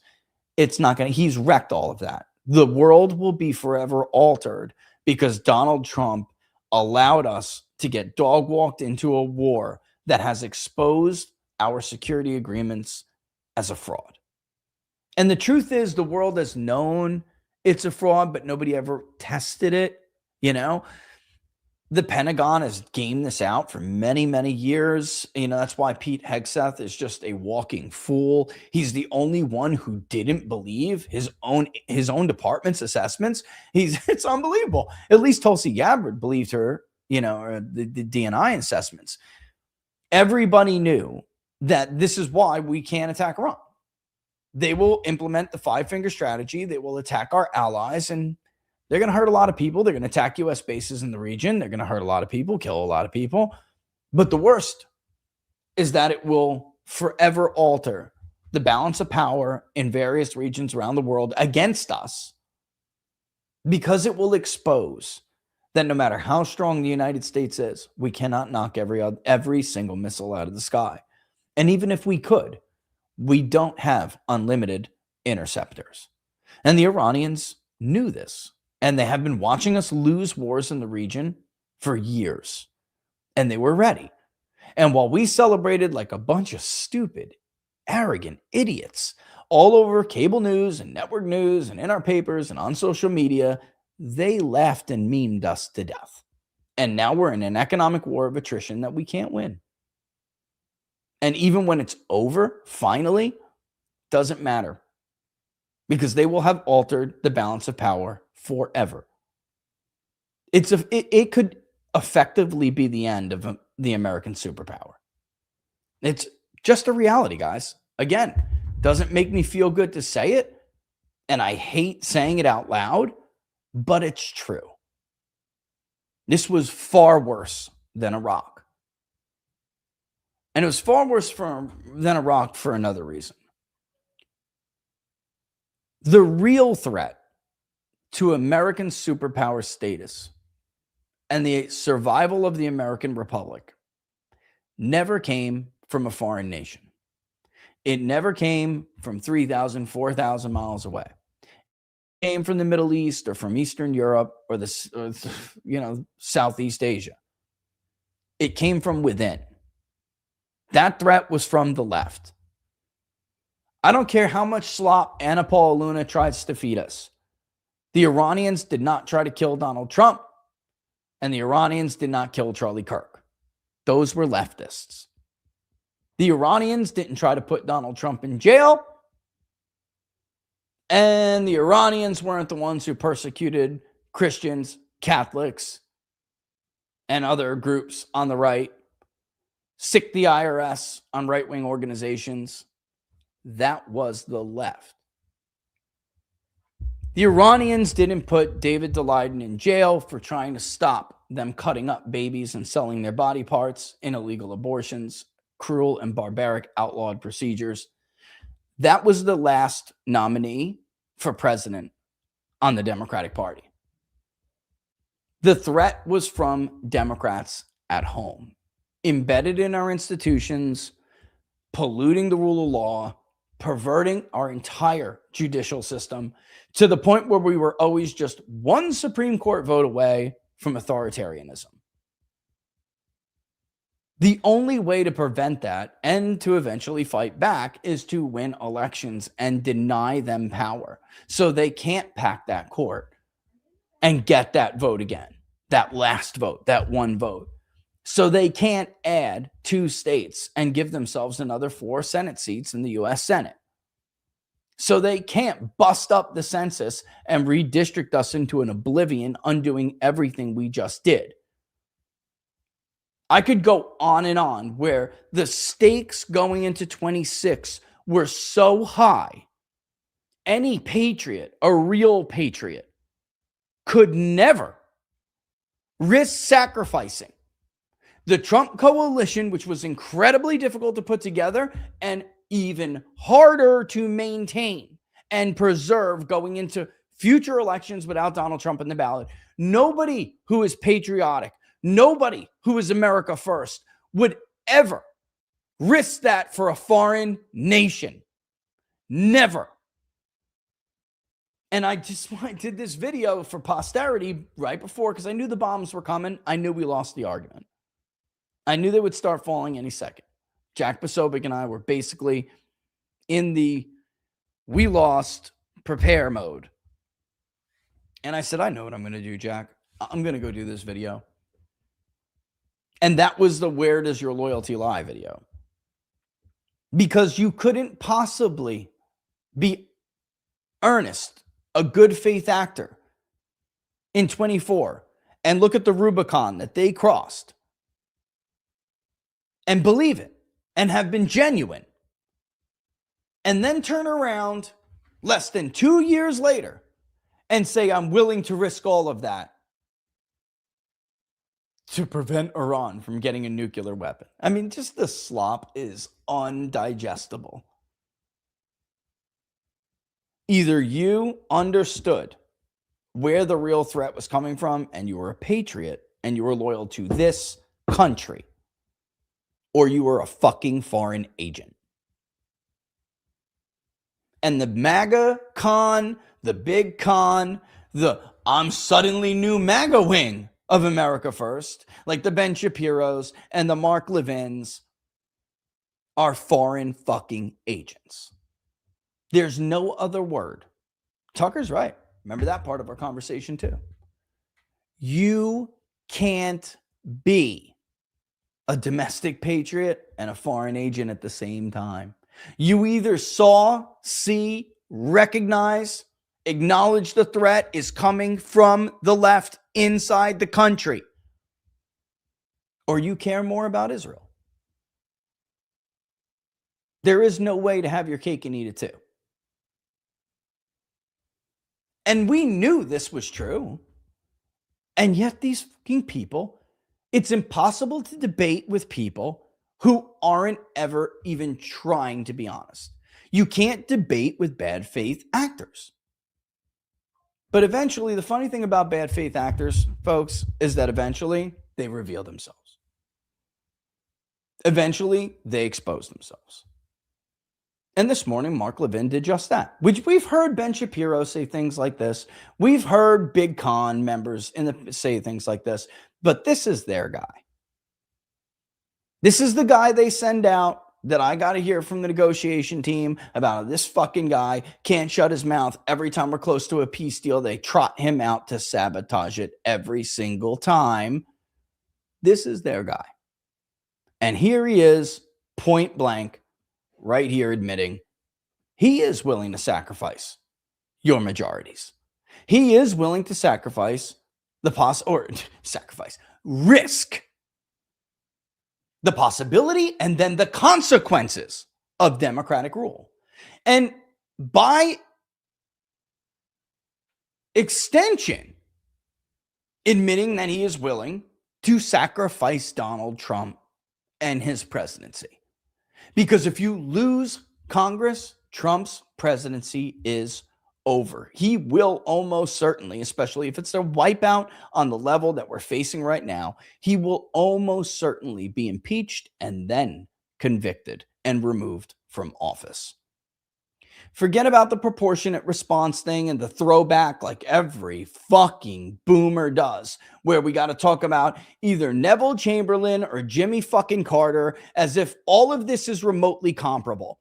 All the way. Also, by the way, I might as well take a victory lap about Turkey after, because of course, when I told you late last year, that when they're done with Iran, if you think that's all, you're crazy. They're coming for Turkey next. I wasn't talking out of my ass. I knew they had already started lobbying. Problem is that Turkey is a NATO ally. Go to paragraph 3. Yes, we may lose the midterms for a host of reasons that have not changed even before the war with Iran. That's a cute little way to put it. but is coming really soon, because it would be disastrous in many ways given the radicalism of the Democratic Party and its intent to destroy our Constitution, border, and economic system. But, folks, but what? But what? No but should ever be inserted after that sentence. You are either totally full of shit or you are a foreign agent. Or you could be both. There is no way a patriot, there is no way somebody who really understands what time we are living in could ever insert a but after what he just wrote. That is a bad faith actor. How do you know? Because he prefaces his but, and he prefaces his wink and a nod to the argument that Republicans made going into 24, which is the argument they're going to try to make now going into 26. We know we didn't do right by you, but Democrats are so dangerous. This is what I warned you about. There are bad faith people, and then even the good faith people will never be taken seriously now, because if you truly believed it, if you truly believed how dangerous and radical Democrats are and that they want to destroy our Constitution, by his own words, our border, wreck our economic system, then you could never entertain doing the bidding of a foreign nation and risk that happening to your own country, your children, your grandchildren. There is no but that comes after this. You could tell these bad faiths for a host of reasons that have not changed even before the war with Iran. That is a bullshit claim. This is why those of us who opposed Operation Midnight Hammer did from the beginning, because we have always known that these are bad faith people and they lie, and that this was never about taking Iran's nuclear program out, which this president, just 6 months before starting the war, claimed he had done without question. So what was the point of ever doing this? It's the same lies and same arguments that start the same stupid wars over and over again. Those of us who are not green, who didn't just fall off the truck, knew that that was always going to just never be good enough. Because after all, neocons are leftists, and you can never give leftists what? An inch. You can't placate them with giving them an inch. They will always come back and demand a foot. Same thing applies to neocons. They wanted regime change because it was never about preventing Iran from getting nuclear weapons. It was always about helping Israel. They're actually the nation they are loyal to. Let's call it what it is. It's always about getting the nation they are loyal to, their greater Israel project, achieving their dream. The rest is a lie. And yet, for all of those who said that wasn't true, here we are. Republicans lost their generic ballot lead in the aftermath of Operation Midnight Hammer, period. All of these things he's talking about, right, because they date back to when Israel first hijacked this presidency and derailed its domestic agenda. That's why they were going to lose the midterms before the war. Americans aren't dumb, despite how much people like Mark Levin and other leftists think they are. They are not stupid. They knew this lobby had been beating the drums for months and months and months. Their wishes couldn't have been more clear. Send Bibi home and get back to the cost of health care. Send Bibi home and deal with the housing affordability issue. Send Bibi home and deal with manufacturing. Get us more construction jobs.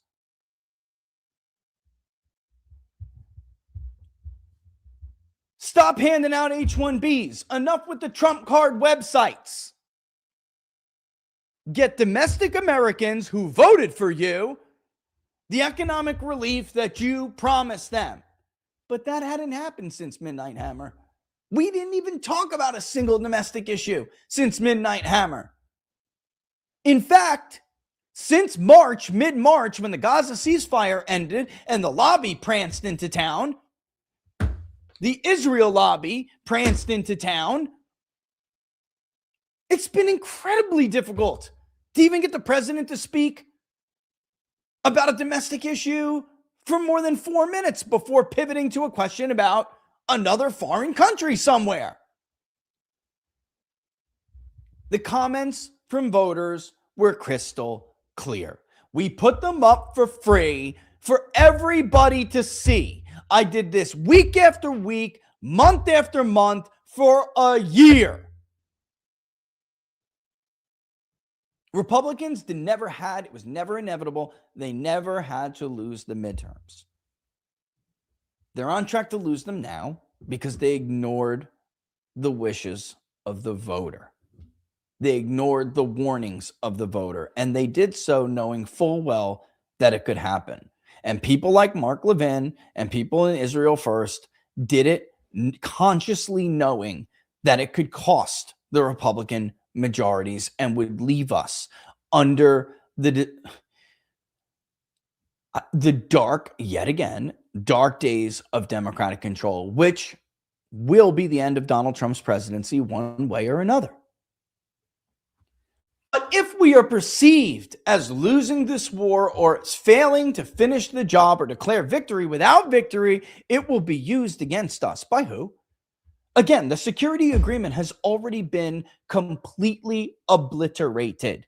Who is going to hold it against us? Is that going to be how they finger point when the entire international system comes crashing down and others move to fill the power vacuums that Mark Levin and his ilk have created by starting an incredibly stupid war that nobody in the Pentagon thought we could win? Victory just happens to also be good politics. No, it's not at all. War is downside. Ask George Herbert Walker Bush. He thought the victory in the Gulf War would carry him despite the fact that he ignored everybody's economic concerns and everybody's economic pains. And then the party fractured because of his broken promises, which are pale in comparison to the broken promises of the Trump administration. And it led to nearly a decade of Republicans being in the political dark ages. Ross Perot ran twice, took huge chunks of the vote, and we were dealing with Bill Clinton for 8 years. Until finally, Bush, who neocons also ruined, came back and he only cobbled together the coalition because he ran as a nationalist who said we can no longer be the world's police. Pfft. Unbelievable. Let me just get some commentary in here real quick. A newsman, Mark Levin, suggests Republicans should be okay with losing the midterm elections in order to continue fighting Israel's war that's devastating the American people economically. Thank you. A newsman. You know, it took me I see in numbers basically now only, numbers only. And I must have saw that handle 80 times and never realized oh, duh, a newsman. That's what happens when you're just dug in data sets all the time. You can be something stupid like that. And that's definitely what I did. But it's true. And I just wanted to point out, so I did, as I told Tucker Carlson, Israel First, quote, GOP donors and company have explicitly told me this in private. I have text messages that are very explicit. We don't care about the general election. We don't care. We want Jew haters gone in both parties. Wait a minute. They just opposed the Iran war. They opposed foreign aid. That's Jew hatred. Okay. How do you argue with that? How do you have a debate with that? There's no debating it. That's supremacist. It's a supremacist worldview. But it is just nice for once to see them publicly admit it. They will sacrifice Trump and the majorities for Israel. They called me a liar after that interview because it got clipped. It went viral. They called me a liar. Go look at the replies.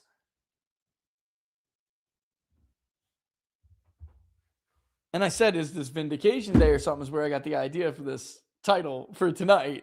Because, I mean, this post up Calls me bright early in the morning. Do you see the New York Times article?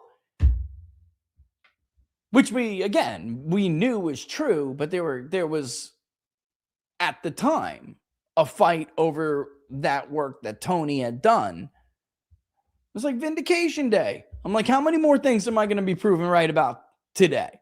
And let me just point this out again, and I can actually show you right here. Whoops, I don't want to miss that.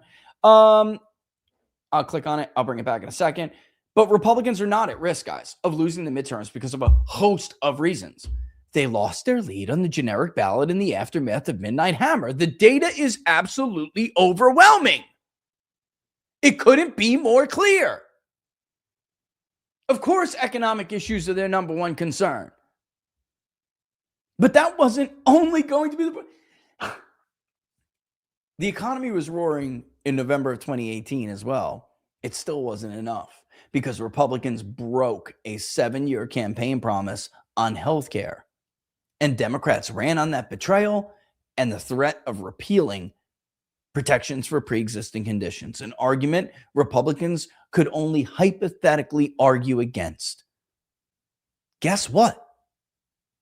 They're in the same hypothetical trap right now. Let me tell you a little bit about how it's going to sound. Trump promised never to start no new wars. He promised to hold the Epstein class accountable. Instead, he started a new war for the Epstein class. And you can't afford to put gas in your car because he lied to you, because he betrayed you. Or you're forced to put more of that money in your gas tank instead of in your refrigerator because Donald Trump betrayed you for the Epstein class. This is going to work. And Mark Levin was just willing to give it all up to help Israel get the Greater Israel Project. So when Tucker goes out there and says, well, of course, because they're not American, they don't put America first. They're not looking out for the interest of America. They're foreign agents. They're literally, by definition, foreign agents. What the hell are we debating here? It's been a year of this nonsense. It was never a debate.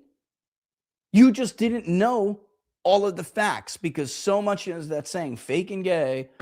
So much of this business is fake and gay. We used to call it back in the day production news. And now there's production influencing and production talk radio. And it's all bullshit. It's a show. And you're only allowed to find out the truth, the details of that production when it's too late. When the damage is already done. And it's sad that the system is set up like this. Because you have perfect example. Wannabe influencers are a real problem. They're dying for an invitation to the White House. Like, oh my God, please, if I kiss your ass and attack Rich every day for telling the truth, are you please going to invite me to the White House? Please. It's pathetic. But they care about that shit. I'm watching people I've known for years just completely debase themselves and ruin their credibility. It's disgusting. And then there are the new guys, the up and coming new guys. It's sad. And then that on top of slop like you'll get from Fox News, which should be investigated for committing campaign finance violations by cutting off people. They are going to turn, I told you, these people will turn on Trump the first chance the first chance they get, and it looks like he's going to actually pivot back to being the real Donald Trump. The first Trump administration, folks, was so volatile and so chaotic because he really was a disruptor. He really wanted to be a populist. This one appears to be going optically, smoothly. And the reasons for that are not good. They're not flattering.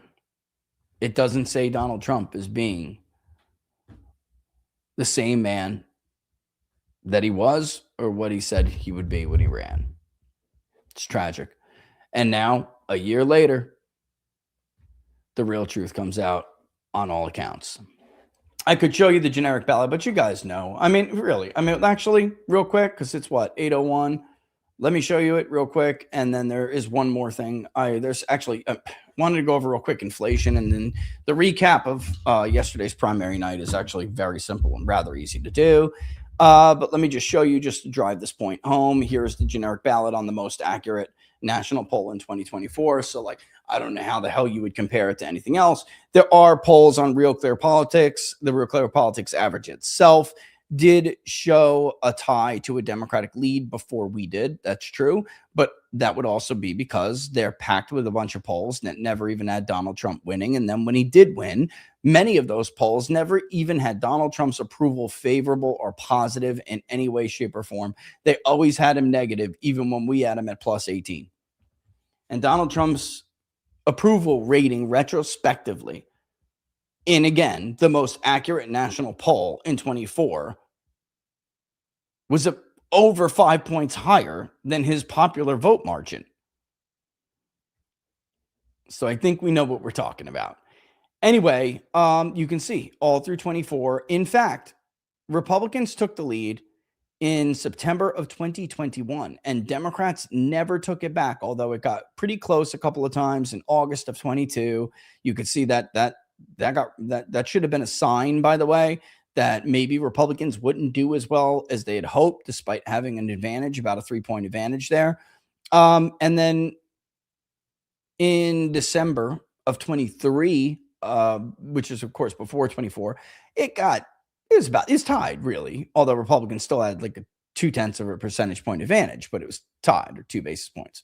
And then all through 2024, they led. You can see that. This is where they lost their lead. May of 2025, things start to get really shaky. The Epstein stuff blows up in their face. You can go and look on his approval tracking page. You'll actually see events there, which is pretty interesting. It was starting to get very shaky because, people were saying, look, enough with the bullshit, the Epstein stuff blowing up, the constant war drum beating by Israel. What is Bibi doing back in friggin' the White House? What are we talking about Israel for again today? It's getting annoying. I thought you were elected to make America great again. You're pissing us off now. And Republicans are con artists. We know that. So if you're not going to get a hold of this party, we're probably going to pull our support from you. Well, guess what? That's what happened. He bombs Iran. Operation Midnight Hammer happens. And look at the very next generic ballot. Republicans lose the lead. It's now Democrat +1. Next. It's just been going ever since. There have been some times when it closed a little bit and tightened a little bit because people had hoped, okay, maybe there's the real Donald Trump. He's coming back. State of the Union was a really good example of that. The new year, people had hope that he would come back and he would pivot back and the madness would be over. He'd tell, these lobbies to pound sand and tell John Thune and Republicans, get your asses back to work. We got things to do. Not only did they hope for it, they were desperate for it. I wouldn't call how American voters feel about Donald Trump. I wouldn't call it anger. I wouldn't. I would call it a deep disappointment. Deep disappointment. Are you really mad when you catch your wife cheating on you, men?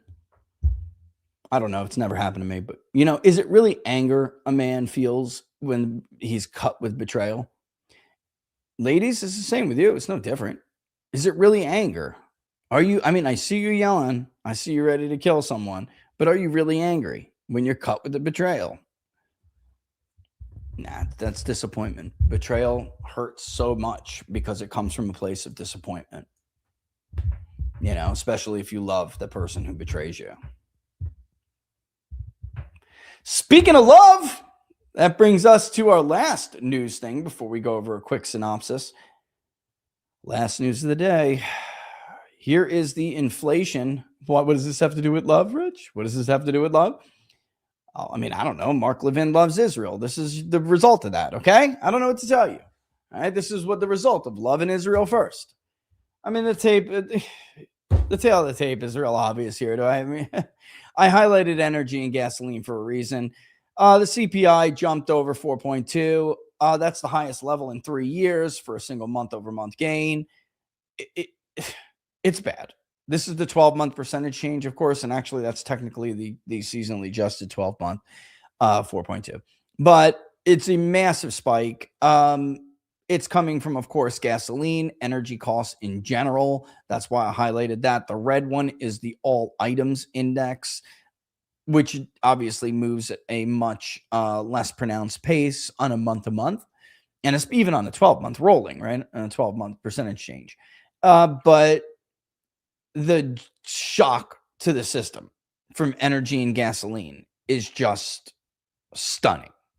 And that is with Donald Trump attempting to manipulate the markets, and in some cases being very successful at doing so. Right? We get a fake deal every Sunday night or Monday morning right before the markets open. And then it is bullshit, and that's what happens. Why am I saying I also brought up love and us being sarcastic? Well, this is the result of loving Israel first, but it's not that. It's, of course, I'm talking about Donald Trump's reaction to this report. This is going to be the biggest problem for Donald Trump, which will trickle down to Republicans, which is this lack of empathy. And I told you before, this is something you just never saw in the first Trump administration. It's a lack of, empathy, but it's more than that. He has a disdain for people. Like, you know what? Stop bitching about inflation. I'm sick of you bitching about inflation and affordability. It's a hoax. It's a made-up word. You would never have heard the first Donald Trump, the MAGA Donald Trump. You never would have heard him speak like this. It's just outrageous, and I don't know what to tell you guys. Like, this is why it's so much more likely. Can Republicans pull off the seemingly impossible here? Well, in the House redistricting, they really did well. And if they can keep the generic ballot to 3, even 4 points on some scenarios, they can hold the House. The Senate, it's not going to help them. But if they were to keep it that close, it certainly means the Senate would be far more competitive, much harder for Democrats to be able to take hold of it. But the reason why probability-wise that's so low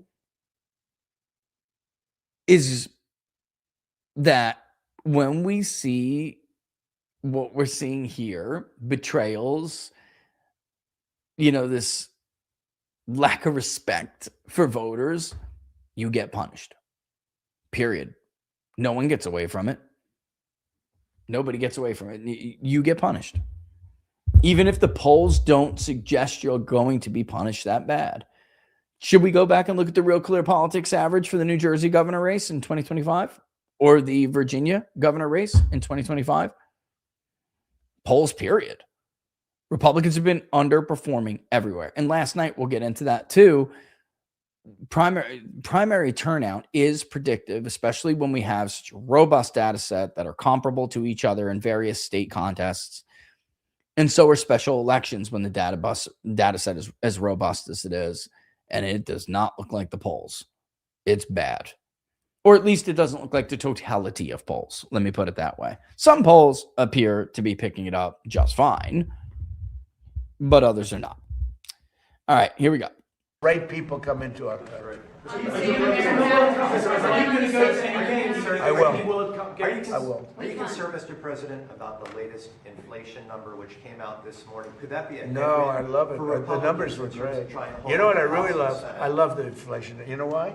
Because as soon as this war is over, I can say it now. Something you didn't know. Do you know we've been taking out millions of barrels of oil? Nobody knows it. You know who doesn't know about it? Iran, until right now. We took out the other night 22 ships, late at night with no lights, because they don't have any radar, because we blasted the crap out of it. How did they just find out if they destroyed their ships? I'm sorry, I just can't even take this seriously. He just said, nah, we love inflation. They're going to play, I love inflation. No, America doesn't have any talented people. Affordability is a hoax. We ran the clip of Ossoff the other day on what are the odds. That's going to be the general argument. And they're going to throw Trump's own words in his face. And they're going to fund it with the money that Republicans don't think they have, because Republicans are stupid and continuously cite DNC and DCCC and Senate Majority PAC numbers, when for cycles now, Democrats have demonstrated they don't use those entities to raise money anymore like that. They use various third-party groups that disband every election, and they outraise and outspend Republicans routinely. And that they continue with this delusion because it makes them feel better about themselves and their failures. Speaking of which, let's go take a look at some of the, before we get out of here, let's go take a look at some of the elections from Tuesday. We did race calls on the live chat on locals. You guys are right. I will hit them up and ask them what in the Sam hell is going on, because when I swapped from one computer to the laptop, because I was on the move, I did have a problem. I don't know what was, I couldn't sign in like you guys. So I'll figure it out. I'll bust their chops and ask them what's going on here. But here is, oops, let's go. Let's bring them back up and let's make it full screen. Okay. Here is the featured contest from yesterday. All right, I know we're going to go here first. This is a piss poor performance by Lindsey Graham, but it is enough to get him over the finish line. I did tell you guys, both Greenville and Spartanburg, that Lynch was threatening to overtake him.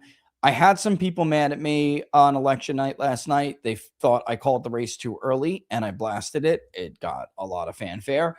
Within, what, guys, 2 minutes, 3 minutes, Decision Desk called it. It was very quick, locals, right? I don't remember how quick, but I know it was quick because Barnes and Mark Mitchell were looking, and they were fielding anger calls too. Like, what the fuck is Rich doing? It's not over. It is over. Let me show you a little something here. And locals would know this by now, but let's go to Horry County. Horry is a good example. All right, let me just search it.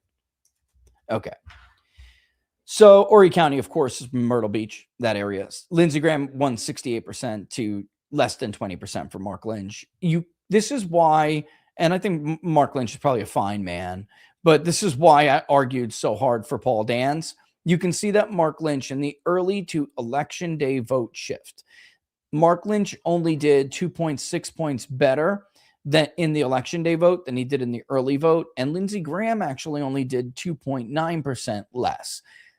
When we look at what's outstanding and what's remaining, what is outstanding and what has been counted, across, it's not just one county, across all these various counties, we knew the difference. And the argument people were making was that I called it too early because everything so far that I had seen was early vote. And that claim was just false.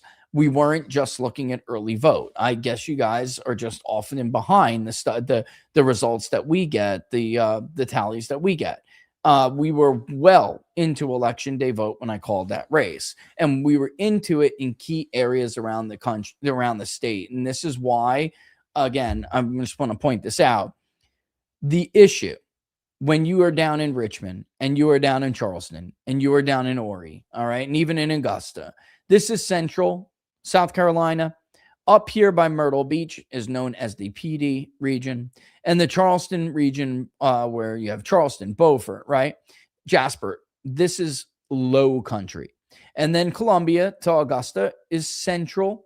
Up here, you have the up country, including the final sliver of Piedmont, okay, which is really just referred to as up country in most exit polls and stuff like that anyway.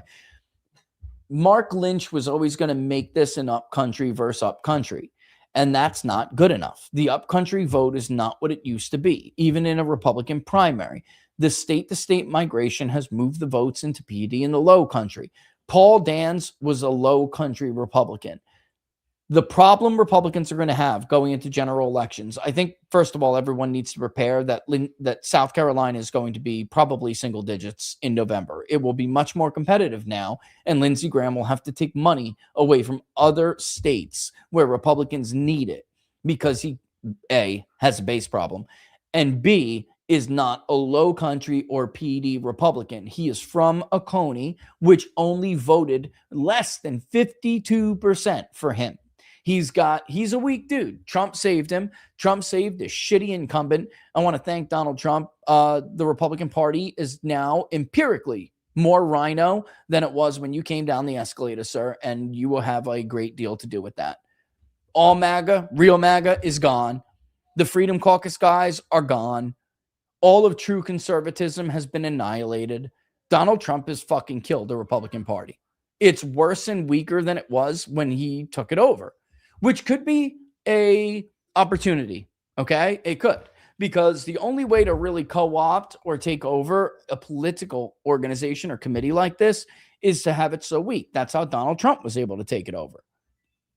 But unfortunately, the few candidates who made the argument that I suggested people should make against Trump endorsed candidates, which is you're never going to convince them that you're more MAGA than Trump's endorsed candidate. You have to get them to think for themselves, and you have to get them to think about themselves. We love Donald Trump. We respect Donald Trump. But at the end of the day, you have to start thinking about what the party is going to look like when Donald Trump is gone. That started in many races, and the candidates did not take that ball or take that banner and run with it. So unfortunately, they allowed themselves to be dragged into a fight over who's more MAGA. Well, I'm endorsed by Trump. Who could be more MAGA than that? Too many boomers in a Republican primary. You cannot do that. Lindsey Graham is not particularly strong in either PD or low country, but in the absence of a credible low country Republican or even a PD Republican candidate challenging Lindsey Graham, you were reduced to fighting over a dwindling vote share in the upcountry. And he took Myrtle Beach. He took Charleston. He took Columbia. He just took the rest of it. If I was to show you the internal polling that we did before Dan's dropped out, even at Dan's weakest, right before he dropped out, you will see, because we had marked him in red, and Lindsey Graham was marked in blue. Mark Lynch was marked in orange. You would see a bunch of blue and orange up here, dotted all over the Piedmont region of the state, upcountry region, and red all over the Charleston area. Red combated with some orange and even some orange, but mostly, there was just red. And that was because Paul Danz is from that area, and he was going to be able to compete for that vote. Without somebody else who looks like them, they're going to go with the devil they know. And unfortunately, that's what happened to Mark Lynch. All right. That's why I advocated so strongly for Paul Danz. All right. Outside of that, let's go to the South Carolina Senate and governor races real quick. Let's go to governor. Oh, wait. Annie Andrews, which I also got yelled at for calling early, but she won. She was way above the threshold. Way. She will raise a lot of money. Do I think she's favored right now? I mean, no. But if things get really hairy, Lindsey Graham absolutely can lose. What would I put it at right now? Probably the same percentage of Republican voters who told us they will not vote for Lindsey Graham. And by the way, our polling was validated by the results of this race. Lindsey Graham is a serious problem. He's got a hard cap of around over 30% who don't want to vote for him. And, given the results of this, let's say 30% of them just won't. They won't, guys. I mean, I hate to tell you, but this time it's not going to work. The Democrats are so bad, you have to vote for us, or you're just helping to elect Democrats. It's not going to work this time. Republicans are in a worse position with some of these voters that they were in 2018. They were pissed. It's like, why? Wait a minute. Are they worse? Because these guys keep promising to repeal and replace Obamacare. They didn't do it. Screw them. I'm not voting for them. And in some cases with women, they actually did vote Democratic. Harley Rudder did very good among Republican women. What's his name? Mark Kelly did incredibly well in Arizona with Republican women. This was a major problem for them. This betrayal is way worse than that. So yes, there is a scenario where Lindsey Graham loses. And if you think otherwise, you're just simply wrong. All right. But anyway, Andrews will raise a lot of money. She will. And it's no joke. And it at the very least is a race that Republicans are going to have to spend on when they shouldn't have had to spend here at all. By the way, their neighbor to the north absolutely needs it. way more than he does. And he's going to take tens of millions of dollars away from Michael Watley, and Roy Cooper is going to stomp Michael Watley into the ground. All right. The president came out and endorsed Pamela Evitt, who is a horrible rhino. I'm sorry. I just can't play this game anymore. This is a shitty candidate who ran a shitty campaign, even with the president's endorsement. There's nothing MAGA or America First about her. And then you had TPUSA come out today because they want to stay in Trump's good graces and endorse Yvette. It's pathetic, honestly. Alan Wilson is at least a better candidate when it comes to Maha and some other issues. Nancy Mace lost because Trump got his revenge on her for the Epstein files, which we brought up. Nancy Mace, however, did come out and throw her weight behind Alan Wilson. So it'll be interesting where Ralph Norman goes. This guy's just, we'll see. But, and of course, Ron Reddy, I don't know. You guys may have some information. I haven't seen any endorsements yet from these guys, but obviously these two will battle it out. Yvette and Wilson, in my mind, I'm looking at this map. I see a very clear path for both of these candidates. The problem with Pamela Yvette is that she had Trump's endorsement and she had money, and she performed piss poor. This is a pathetic showing for a Trump endorsed candidate. So it makes me think overall she's a weak general election candidate. She's uninspiring. It's pathetic. It's garbage. This is a garbage race. I mean, the president here, again, just getting involved. So he wanted to screw Nancy Mace over, and he got involved and backed the wrong candidate. And now Republicans are going to be stuck with I think she's probably worse than Nikki Haley. I kid you not, guys. Think I'm kidding? I'm not. She's worse than Nikki Haley. All right, moving on. The Maine governor will obviously not have a projection. It will go to ranked choice voting. Bobby Charles, thought to be the least electable candidate, to be honest with you guys, is leading 37-20. He is, of course, favored.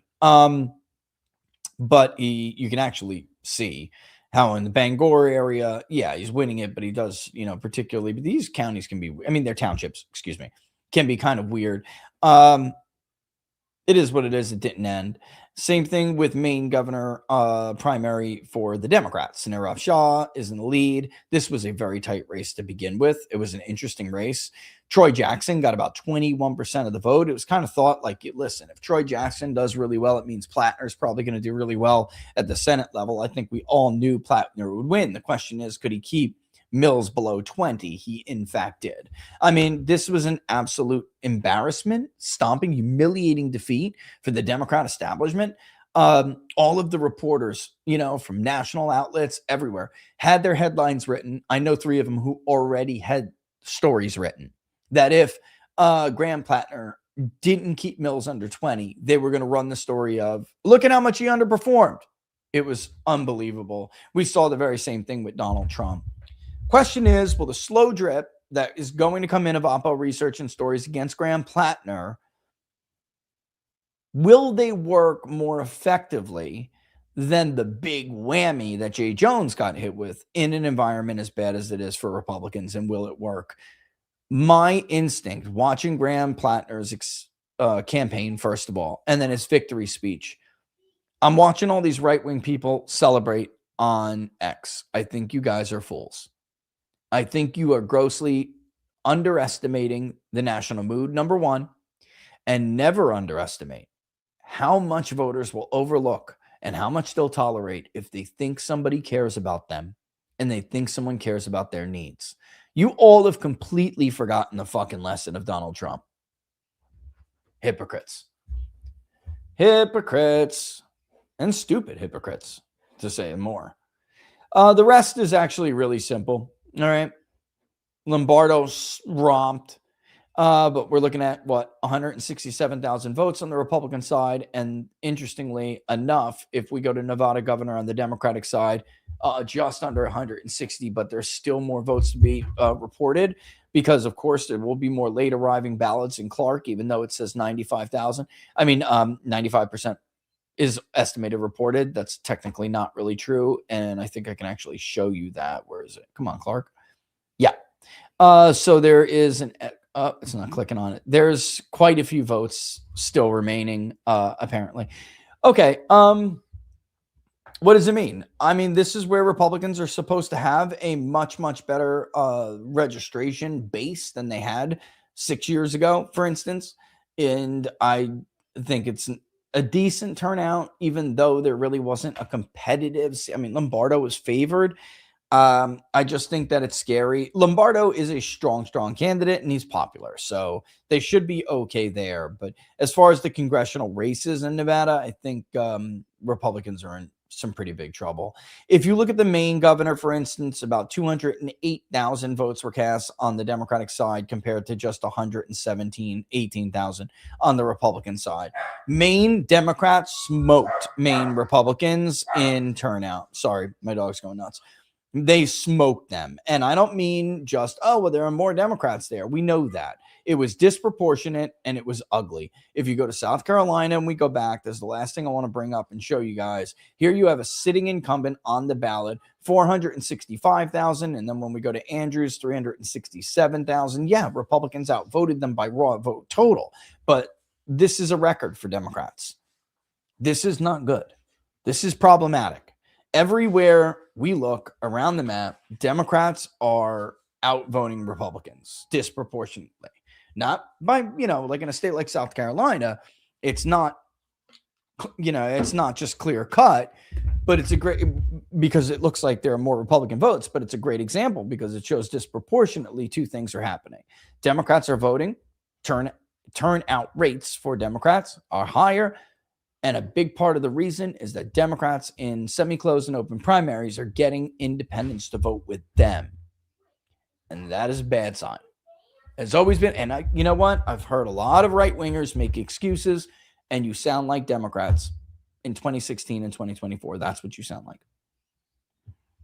Democrats did not want to admit that Hillary Clinton, oh yes, she can lose. Donald Trump has set a new record for primary voting. Independents are voting with Republicans. Trump is bringing in a bunch of Democrats and independents to vote for him in these primaries. They didn't want to hear it. No, they had no choice but to hear it. Wednesday morning was a painful truth. All right, look, I'm going to kick rocks and get out of here. Don't forget to pre-order Burn It Down. You can scan the cover image or the link is in the description below. As always, the best place to follow us is right here on Locals. peoplespundit.locals.com, peoplespundit.locals.com. Follow us on X and on the gram at peoples_pundit or on Getter and on Truth, which is without the underscore, at People's Pundit. Poso tomorrow and I are going to have a very cool conversation on human events. You guys should tune in. We're also doing I don't know how much I should let you guys know about this, but I will just say this. This Steven Spielberg movie is coming out. We always do Out of This World, which is 4 questions once a year about extraterrestrial life and UAPs and UFOs. We are doing a much larger scope study, which I think you guys are going to find extremely interesting, which is designed to gauge the impact on societal impact, and some of this I don't want to give away, of disclosure. Okay? We'll just leave it at that. And this will be the first of its kind study that was ever been released to the public. All right? It'll be very, very cool. I think Steven Spielberg stuck his big ass foot in his bigger ass mouth, and he made a dumb comment about how this movie will have people questioning their faith, which of course will lead to 2 things: people not wanting to go see the movie, but also 2, people being more closed on the issue, which I know is not something he wanted to happen, but he should have just kept his damn mouth shut. And he might have said it back. He might have, I don't know. We'll see. But that's kind of the point. And I know some people, some shot callers and decision makers are very interested on what those results say. So that's interesting to me, and I thought you'd find that as interesting as well. Also, I think we'll have a public poll on Minnesota, at least another one. We already did it. We already did one, but we have to do another one so quickly already that I figured it's turnover. Just wait for the new one. I think you guys will like that as well. What do I feel like I'm missing? Poso tomorrow. You know what? If I've forgotten to missing anything else, of course, stay tuned and we will talk more about it. And I'll throw it out on social media or something. Enjoy the rest of your Vindication day. It's 8:30 Eastern time. Holy crap, all these questions. Mark Mitchell. Okay, I'm going to speed run. You ready for the lightning round? Let me take a, wait a minute.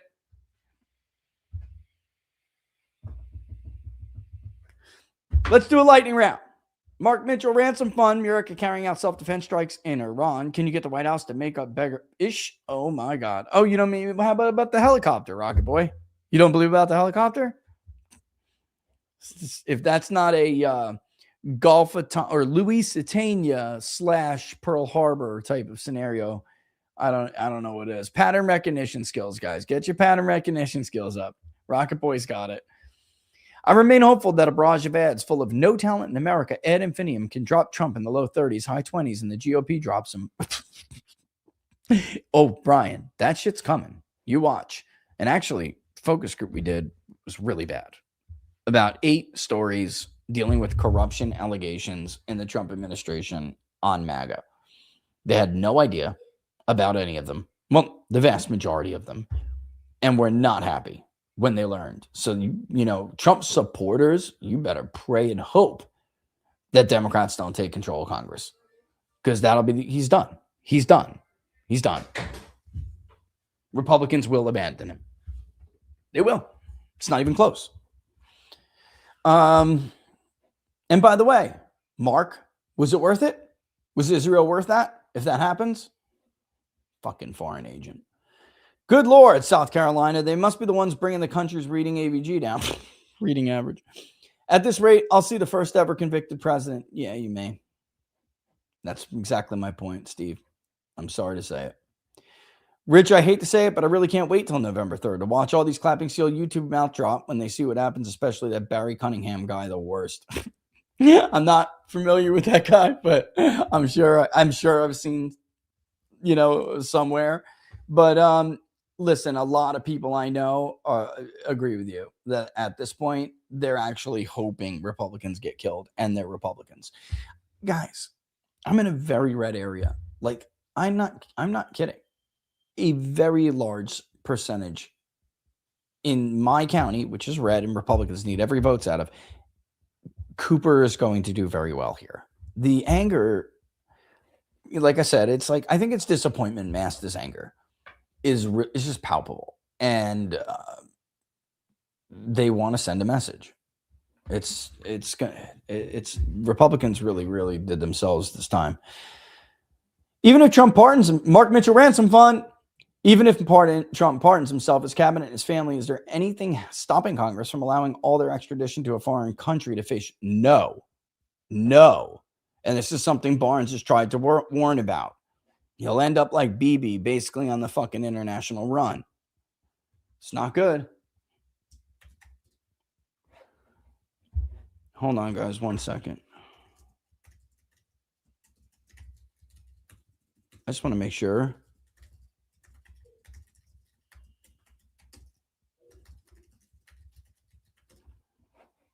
Hey, Laura, are you there? Can you please read that message? WTF, girl. Is that right, little man? Yo, so he swam last night, his older brother, which my oldest taught my youngest how to swim. It was so cute. He swam 5 feet under the water. So good. It was amazing. And he was doing it all day today. He wakes up, though, this morning, and the first thing he's like, I'm like, what's the stress, buddy? What's up? You know, tell me what's going on. He's like, you need to buy me snorkel gear. I guess he discovered snorkeling, you know, and he's like, it allows me to breathe underwater. It was so funny. I was like, oh, that's adorable. And I'm going to get him snorkel gear. I can't wait to see the midterms. Iran-Contra 2.0. Isn't this funny, Steven? Dan Bongino. What a fraud this dude is. I just can't get over it. And it's like, I knew it, you know, but like, I didn't know about the Iran-Contra quote. Like I said, some of these direct quotes I didn't know, but I did know that he was simultaneously taking credit for warning everyone about how this was a disaster in the making and how they were lying and how it was not good. And they're going to be seen as a cover-up. Somehow this guy, that guy, then comes out again on the orders of the woman he was blaming for not handling the Epstein files correctly. On the orders of that woman comes out and goes scorched earth on everybody he calls black pillar and disloyal traitors because they fucking agreed with exactly what he was saying when he was in. He's such a con man. Honestly, if you're a Dan Bongino Rumble watcher, like you're too low IQ for the show. I really don't think I want you to watch the show. I'm sorry. I need a more intelligent audience. I can't fuck with you. You're just stupid. You're dumb. You're like one of those people who just want to be lied to. It's like you think he's cool or something. I don't know. You're entertained watching him punch and kick the air. Like air may be the only ass that Dan Bongino can actually kick. Okay. What a weakling. What a cuck. I mean, it's just a cuck. Actually, you're the cuck if you listen to him. I mean, he's something, but I think ultimately you're the cuck if you listen. You're a political cuck. This is feeling more like Trump's Suez crisis. That's a good comparison as opposed to the Iran-Contra. That's a good one, you know? The neocons are proxies of the Epstein class. Thank you, Brian. Thank you. Israel is their base of ops, their money laundering. Trump is their plant. I mean, I think ultimately Trump, I think Joe Kent is, I'm going to point you guys in the right direction. I think Joe Kent is really got this more correct. I love Robert, man, but I don't think Trump's crazy. I think Trump really loves his family. And I think there's something he said that's ringing in my ear that I can't shake. When that man got shot in Butler and he realized it was a bullet that grazed him and almost killed him, he was not afraid. That wasn't fear. He got pissed. You fast forward, especially after Charlie was killed. This is a different guy with different,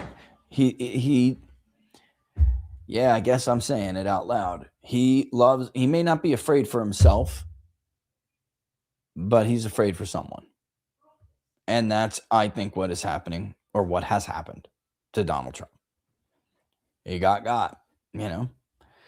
Rich, South Carolina resident, U.S. Navy veteran and engineer. 4 friends and I will vote for the Dem senator. The discuss is going to prove horseshoe theory. You're not going to be alone, and you're not even going to be a small amount of people. I'm telling you, I see it every day. And I'm not going to sit here and tell you what a disastrous decision that is, Phil. It's your decision.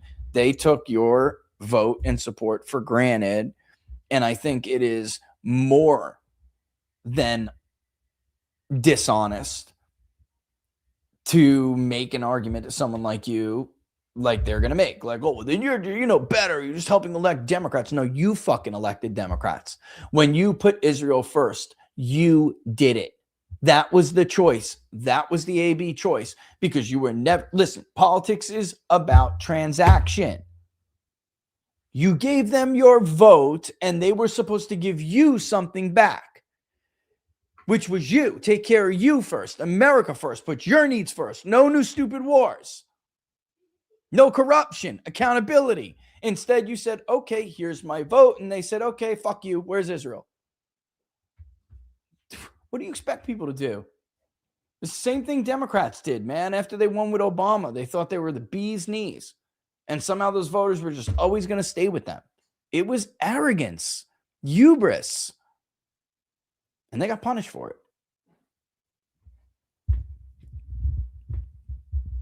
It's the way the cookie crumbles. That is the way the cookies crumble. Oh my God, the memes on locals are hilarious. Ending the war with Iran. Ending the war with Iran. Oh my God. USA now. Dude, this one's good. You think I'll get accused of being an anti-Semite if I show that?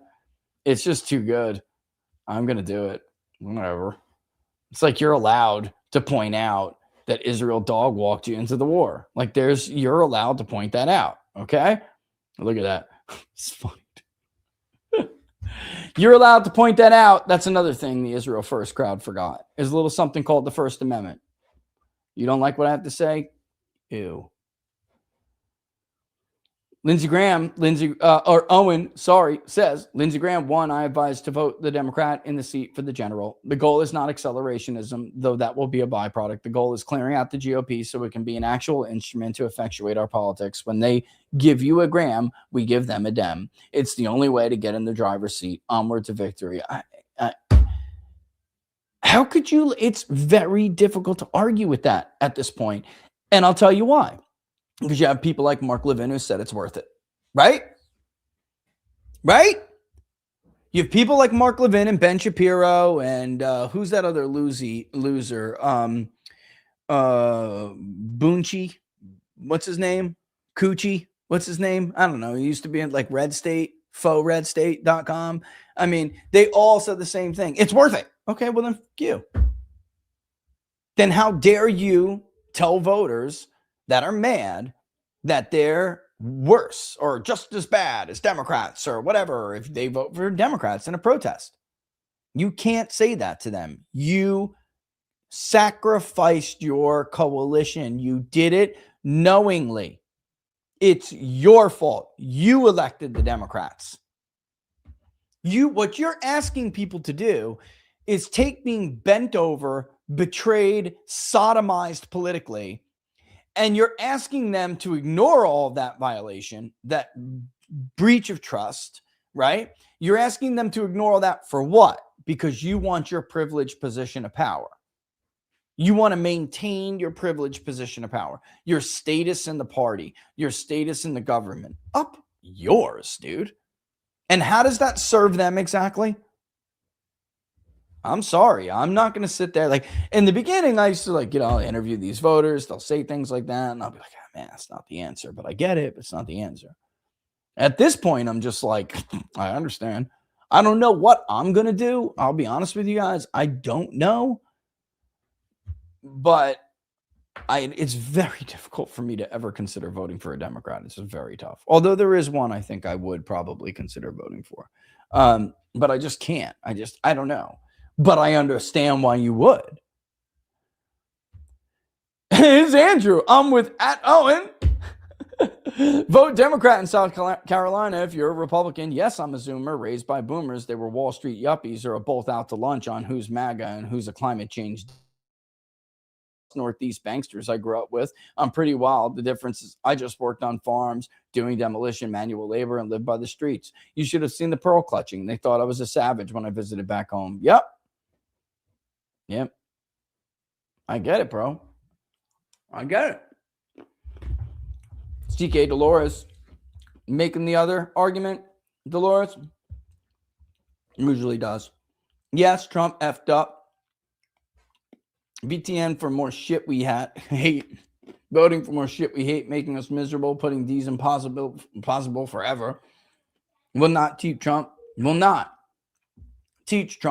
or ours a lesson. They've proven they don't care. They learn by us continuing the party realignment.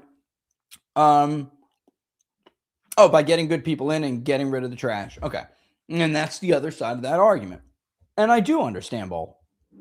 Surely Eric and Don Jr. can see the change, wouldn't you think? Or those, and by the way, in that New York Times report, you'll see Don Jr. was like, this is a major mistake. Don Jr. knew. Or those with their ears who got the balls to say it if they exist would have told them. I mean, this is ultimately the problem. And the truth is, the sycophancy issue in the Trump era is a problem. Nobody has the balls to tell Donald Trump the truth. I just think of this a whole other way. I see this a whole other way. Actually, you're really loyal if you behave like me, because you're not being loyal, yesing people to death and watching them run into the, but I have found that it's very difficult to get Donald Trump to understand something once he's made up his mind.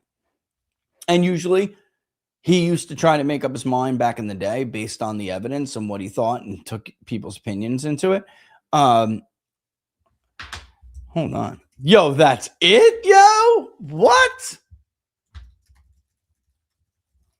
Dang. Hold on 1 second, guys.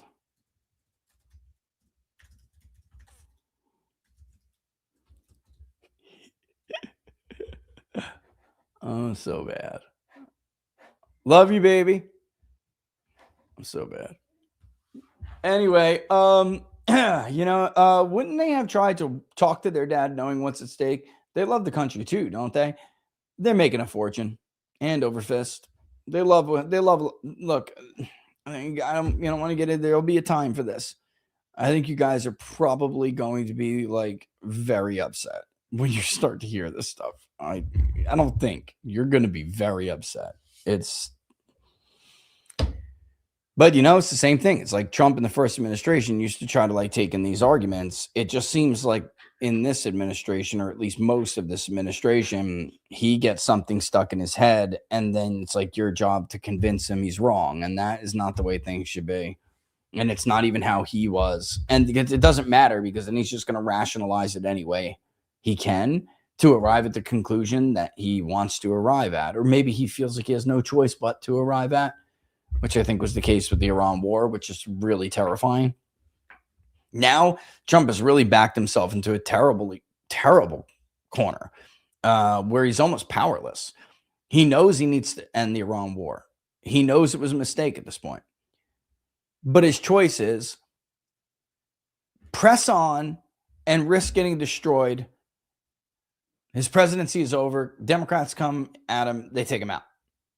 Or get out, try to salvage some of the midterms, but then AIPAC just whips their votes against you anyway for not finishing.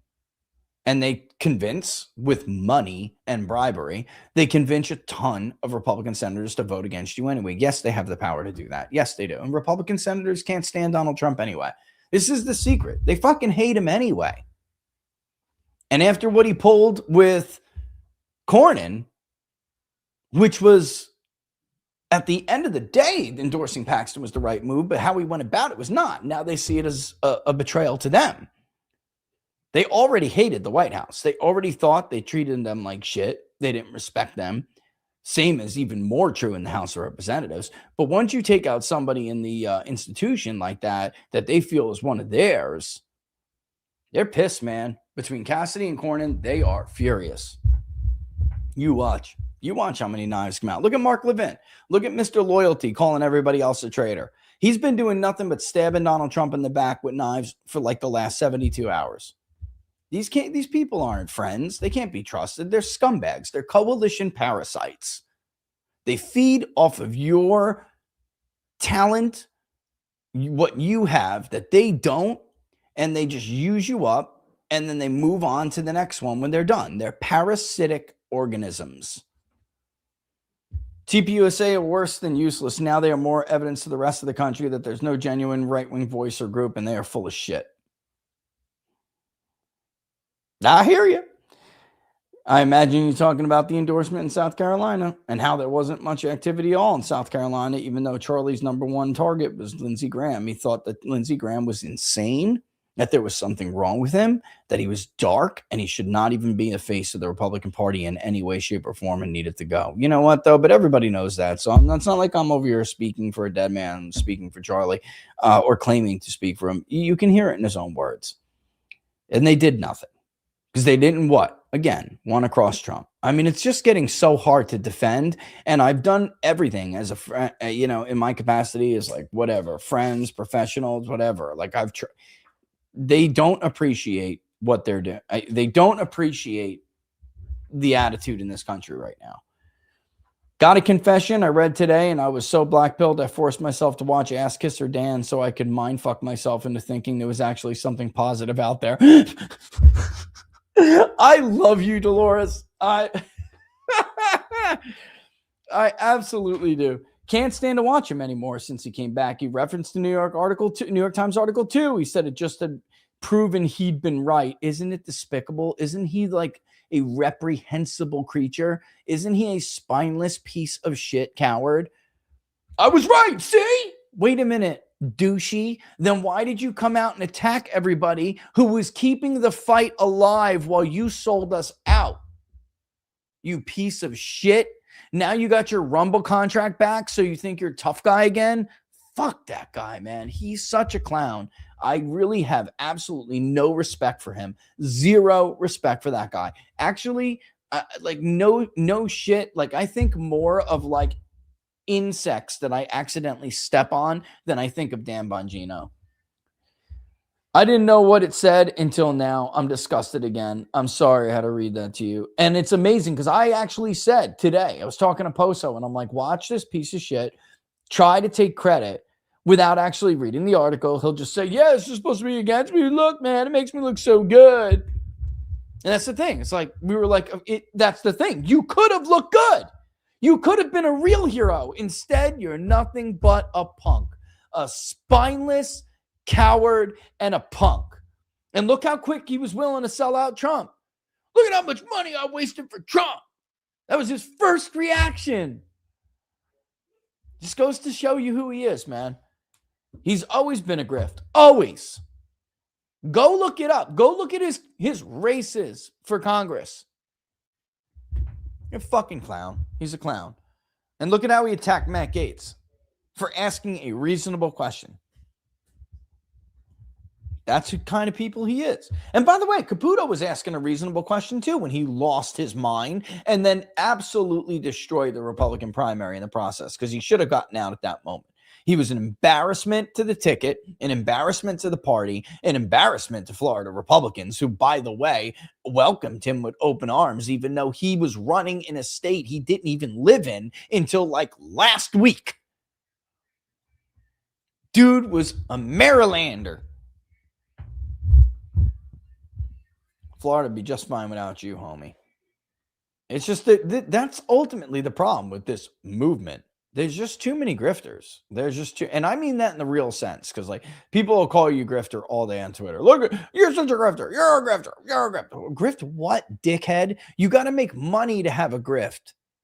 My money doesn't come from this.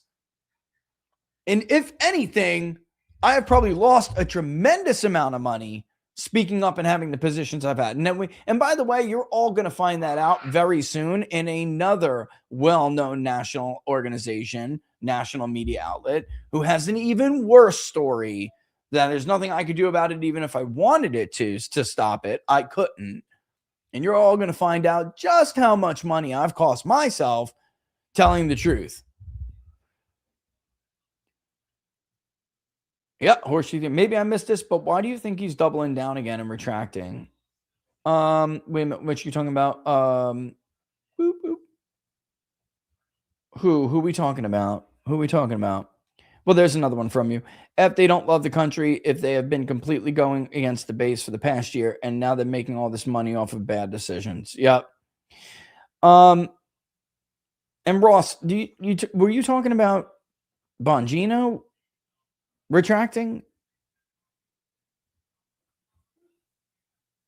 I don't know. I might have missed it. Is there any way you can just type that? Oh, there's no there. Oh, I got it. Yep. He's a total coward. He's a punk. He will try to, Ross, because he'll try to take credit for anything he thinks he can get away with taking credit for to make him look like he's the MAGA warrior he claimed to be. Guy's a total con, man. He's a con. Guy was, bottom line, I could play the clips all day. Hold on. Where's this? It's this one. Let's see. Is it this Erica one? didn't choose this. No, that's not it. Let's go to the Difficult conversation for me because I really believed in this guy. I did. I support his attack on Massey. Oh, yes. Over the Epstein files, by the way. Went scorched earth over the Epstein files on Thomas Massey. And now we know from the text messages which Massey released that he is totally full of shit. There's nothing even remotely true about the order of operations in which he described that conversation. You know what? Play it. And the fight started over the Epstein files. All Thomas Massey tried to do was what he said, he argued, he was trying to do, and he thought was the right thing to do. Behind closed doors, of course. But he doesn't have the spine or the heart to advocate in public for it. And he's a two-faced little coward bitch that he attacks the people who do. Even though privately he's arguing for the same damn thing. Do you see what a scumbag he is? Guys, that is a coreless piece of shit. I don't care if he's arguing the right or wrong position about something. The fact that he's so duplicitous makes him a piece of shit. For a while, even when, him and President Trump butted heads. Been good on some issues. But I'm going to tell you something. I have never been as disappointed in a human being in politics as I am in Tom Massey. I largely stayed out of that race and make too many comments on it. Because the people of Kentucky will choose who they want. If they want Tom Massey, I'm not a resident of that district. I live in Florida. You pick who you want. Got his opponent coming on in just a little bit, about an hour. We'll ask some questions about some issues that matter. The only show that Ed APAC Gowron ever went on. Guys, I'm done with this, man. I was actually going to show you how stayed out of it he really was with his constant back and forth with Tom Massey until Massey put the screenshots of the call log up on Twitter. Then he blocked Massey, which is what he always does, like a bitch, and never said a word again with Massey being able to see it. And then he has his opponent on. The only show Gowron went on. He didn't come on any show. He wouldn't show up to any debate. We offered to do it here. Nothing. But he goes on Dan Bongino. Sure, because Dan did APAC's bidding too. Well, he was Kash Patel's number 2 at FBI. Of course, the New York Times article he wants to take credit for now showed that he knew that that was wrong. And he did it anyway. And chose to lament about how much money he lost. Oh, why did I become a public servant? I've only tried to make a career out of it for 20 years and failed. But why did I become a public servant when I had all this money at Rumble waiting for me? Oh, what a fucking martyr you are, Dan. Honestly, I just can't stand the fraud anymore. I just can't. I don't want to hear about fraud in California until they're ready to clean up the fraud in their ranks. Don't forget, we'll be back on Friday and Poso tomorrow. I'm out, guys. Thanks for watching Inside the Numbers. If you like the shows, if you like the videos, don't forget to like them and share them far and wide. Of course, subscribe. Hit me up on the gram at peoples_pundit. Same thing as it is on X. And of course, without the underscore on X and on Truth at People's Pundit. But the best place, as always, is right here. peoplespundit.locals.com. peoplespundit.locals.com. Also, in case you didn't notice, we've been putting up some more trackers on Big Data Poll. We're going to get a lot more data in. We just have so many data sets. Ideology tracker, for instance, is only like 1 year up. There's like 12 years of data. Some monthly. It's bad, at least in recent years. So it's going to take us a bit, but we'll be adding more and more as time goes on. All right. Looks like it's 9 o'clock. I'm going to kick rocks and let you have the rest of your night. Thanks for watching as always, guys. Nothing but love for you. Thank you for all the super chats and the tips and the rants and all that. We'll see you on Friday. Thanks. Oh, yeah. What time tomorrow? 2:30, I think. Keep your eyes on the feed. You'll see it. Later, guys. Scan me. Pre-order, burn it down. Scan me.